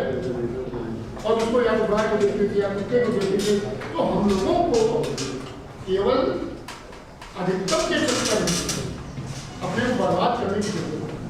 आप लोग कभी जो है नेक्स्ट एक नहीं एक चीज लोग बता दें, इनकी फिलॉसफी वालों के ये काम चीज है। एक जो है वेबसाइट है एन इंटरव्यू विद गॉड, ईश्वर से साक्षात्कार। तो उसमें जो कम्युनिकेशन होती है तो ईश्वर जो है बताते हैं कि एक समय ऐसा था कि हम बच्चे होते हैं जल्दी से जल्दी बड़े हो जाना चाहते हैं, और जब जल्दी से जल्दी बड़े हो जाते हैं तो गीत गाने लगते हैं, कोई लौटा ये कैसा विरोधाभास है। एक बार अंधाधुंध मेहनत करके पैसा को कमा लेते हैं, पैसा कमा लिया, खाने के लिए आप सजीवे नहीं है आपके पास, तो डॉक्टर के यहाँ दौड़ेंगे, स्वास्थ्य बनाने के लिए जो कमाया उससे खर्च करेंगे, ये विरोधाभास है। तो इस तरीके से हमारे आपके जीवन में बहुत सारे विरोधाभास बने हुए हैं, और ये विरोधाभास वही पैराडॉक्स ऑफ रीजन की बनी हुई है। जब हम अपने मान लेते हैं, भावनाओं की कद्र नहीं करते। हमारा व्यक्तित्व जो है वो केवल रैशनैलिटी से नहीं बना हुआ है। There are 3 dimensions of our personality, our mind, तो वहाँ तो इंटेलिजेंस है। our heart, सबसे जरूरी चीज हमारा हृदय पक्ष है, जहाँ संवेदनशीलता है, जहाँ पे करुणा है, जहाँ पर समानुभूति है। तो हमको कोशिश यही करनी है कि हम पैशनेट ना हो, कम पैशनेट। तो अगर लोभ आप करते चले जा रहे हैं तो यू आर पैशनेट, पैशंस के पीछे भाग रहे हैं। होना क्या है आपको? कम पैशनेट, दूसरों का ख्याल आपको करना है। जो आध्यात्म की बात की है उसका रास्ता ही वहीं से शुरू होता है, कंसर्न फॉर अदर्स। जैसे ही दूसरों के प्रति आप में भाव जागृत होगा, आप संवेदनशील होंगे, वहीं से आध्यात्म की शुरुआत। हम अगले प्रश्न के लिए आमंत्रित करते हैं। Sir, my name is Satyam Kumar. I am a student of D.A.V first year. Sir, I want to get my answer of my 2 questions. Number 1, that which religion should we follow? That only one religion should we follow, or every good things within every religion we should follow? And number 2, sir, regarding to Charva, that whole capitalistic philosophy, I think, based on Charva concept. But in Hindi हम लोग कहते हैं कि चारवा दर्शन एक धूर्त दर्शन है जो केवल सेल्फ सेंटर्ड की बात करता है। तो क्या ऐसे कैपिटलिस्ट जो कॉन्सेप्ट है वो भी क्या धूर्त है?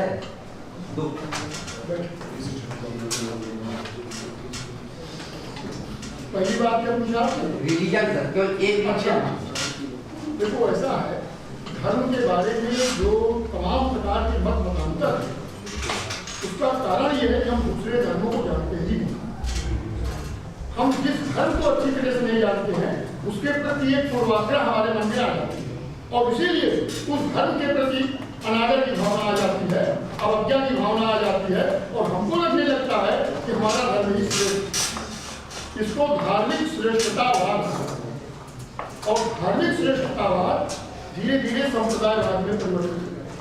कम्युनिज्म यही है, to accept one religion as the only religion, as the supreme religion. ये धार्मिक श्रेष्ठता की बात नहीं। Essence of religion is the same. आप एक हर धर्म को पढ़िए। गांधी जी को महान क्यों कहा जाता है या महात्मा क्यों कहा जाता था? उन्होंने हर धर्म का अध्ययन किया। केवल हिंदू धर्म का नहीं, हिंदू धर्म तो जन्मजात उनको मिला हुआ था। श्रीमद् भगवद गीता को हमेशा अपने पास रखा करते थे, लेकिन उन्होंने इस्लाम का भी अध्ययन किया, क्रिश्चियनिटी का अध्ययन किया, और बताया था सर्वानंद माउंट, अभी पढ़िए आप, पर्वत पर दिया गया उपदेश।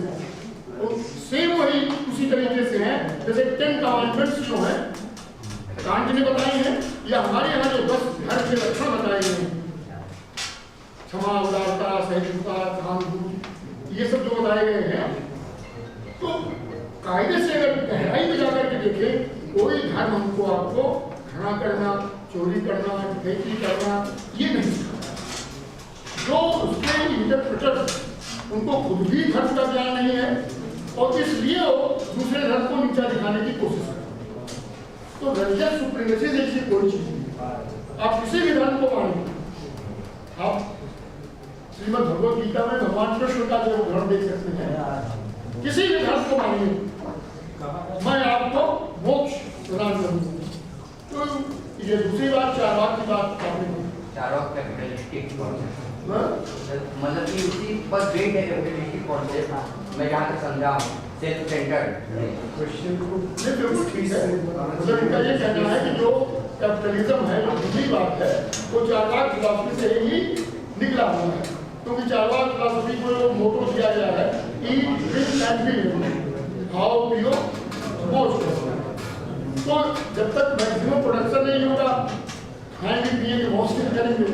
तो कैपिटलिज्म में ये होता है कि ज़्यादा से ज़्यादा प्रोडक्शन दिया जाए, और जो कैपिटलिस्ट हैं उनके हित में प्रोडक्शन दिया जाए। मार्क्स ने आपको समझाया भी होगा कि कैपिटलिज्म कितना घातक है, क्योंकि वहाँ जो श्रमिक है, सर्वहारा वर्ग है, हमेशा उसका अधिकतम शोषण किया जाता है। तो चारवाक के दर्शन से पूंजीवाद नहीं चारवाक जो है जो सुख को ही जीवन का परम श्रेय मानता है, ऐसा हमारे यहाँ जो चार पुरुषार्थ हैं उसमें भी कहा गया है। अर्थ और काम, ये दोनों पुरुषार्थ जो है हमारे आपके भौतिक सुखों से जुड़े हैं, भौतिक जीवन से जुड़े हुए हैं। ये अलग बात है, उनका अपना कमिटमेंट चारवाकियों का, क्योंकि जब उन्होंने मेटेरियलिज्म को ले लिया तो जो ट्रांससेंसुअस, एक्स्ट्रा सेंसुअस, ट्रांसेंडेंटल या स्पिरिचुअल रियलिटीज हैं उसको कैसे माने? तो एक तरीके से तो उनकी कम्प्लीट फिलॉसफी थी, उसको बहुत हल्के में लेने की जरूरत नहीं है।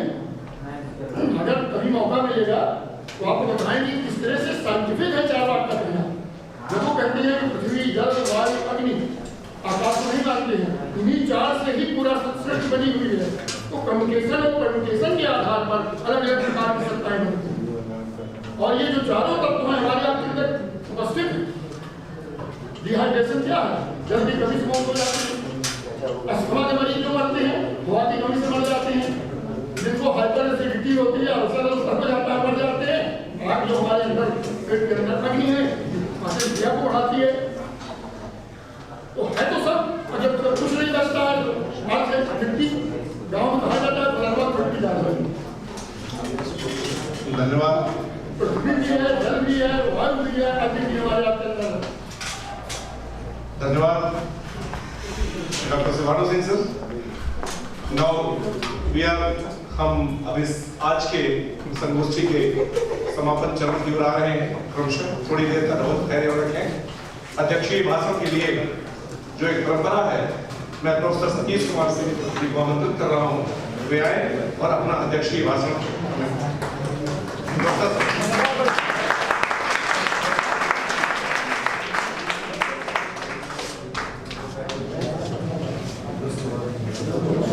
बहुत अच्छा डेकोरेशन हुआ आज का, प्रोफेसर D.A.V और प्रोफेसर भानु सिंह सर का। और आपके धैर्य की प्रशंसा करनी पड़ेगी कि आपने बड़े धैर्यपूर्वक सब कुछ सुनने की कोशिश की। हम जानते हैं कि आप जो फर्स्ट ईयर के लड़के होंगे वो इतने लंबा समय तक नहीं बैठते किसी सेमिनार में। तो आपका बहुत सारे लड़कों का, बहुत सारे स्टूडेंट्स का पहला अनुभव है। तो आशा करते हैं कि आपने बहुत कुछ सीखा होगा।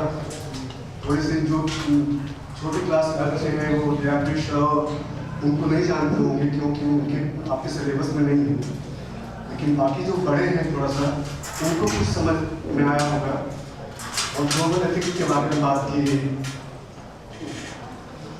मल्टीकल्चरलिज्म के बारे में बात की गई, आर्टिफिशियल इंटेलिजेंस के बारे में बात की गई। और प्रोफेसर D.A.V ने भारतीय दर्शन के जब मेन कोर है अध्याय मुझे आपको संचालित कर सकती है, तो मैं भी इसके लिए साधुवाद देता हूँ राष्ट्र को। आखिरी चरण, अतिथियों का धन्यवाद ज्ञापन, आपके धैर्य के प्रति धन्यवाद ज्ञापन, सारी टीम के प्रति धन्यवाद ज्ञापन, हमारे विभाग के सहयोगी डॉक्टर संजीव प्रियदर्शी को मैं आमंत्रित करता हूँ तो धन्यवाद ज्ञापन के माध्यम से हमारी कृतज्ञता ज्ञापन डॉक्टर संजीव प्रियदर्शी।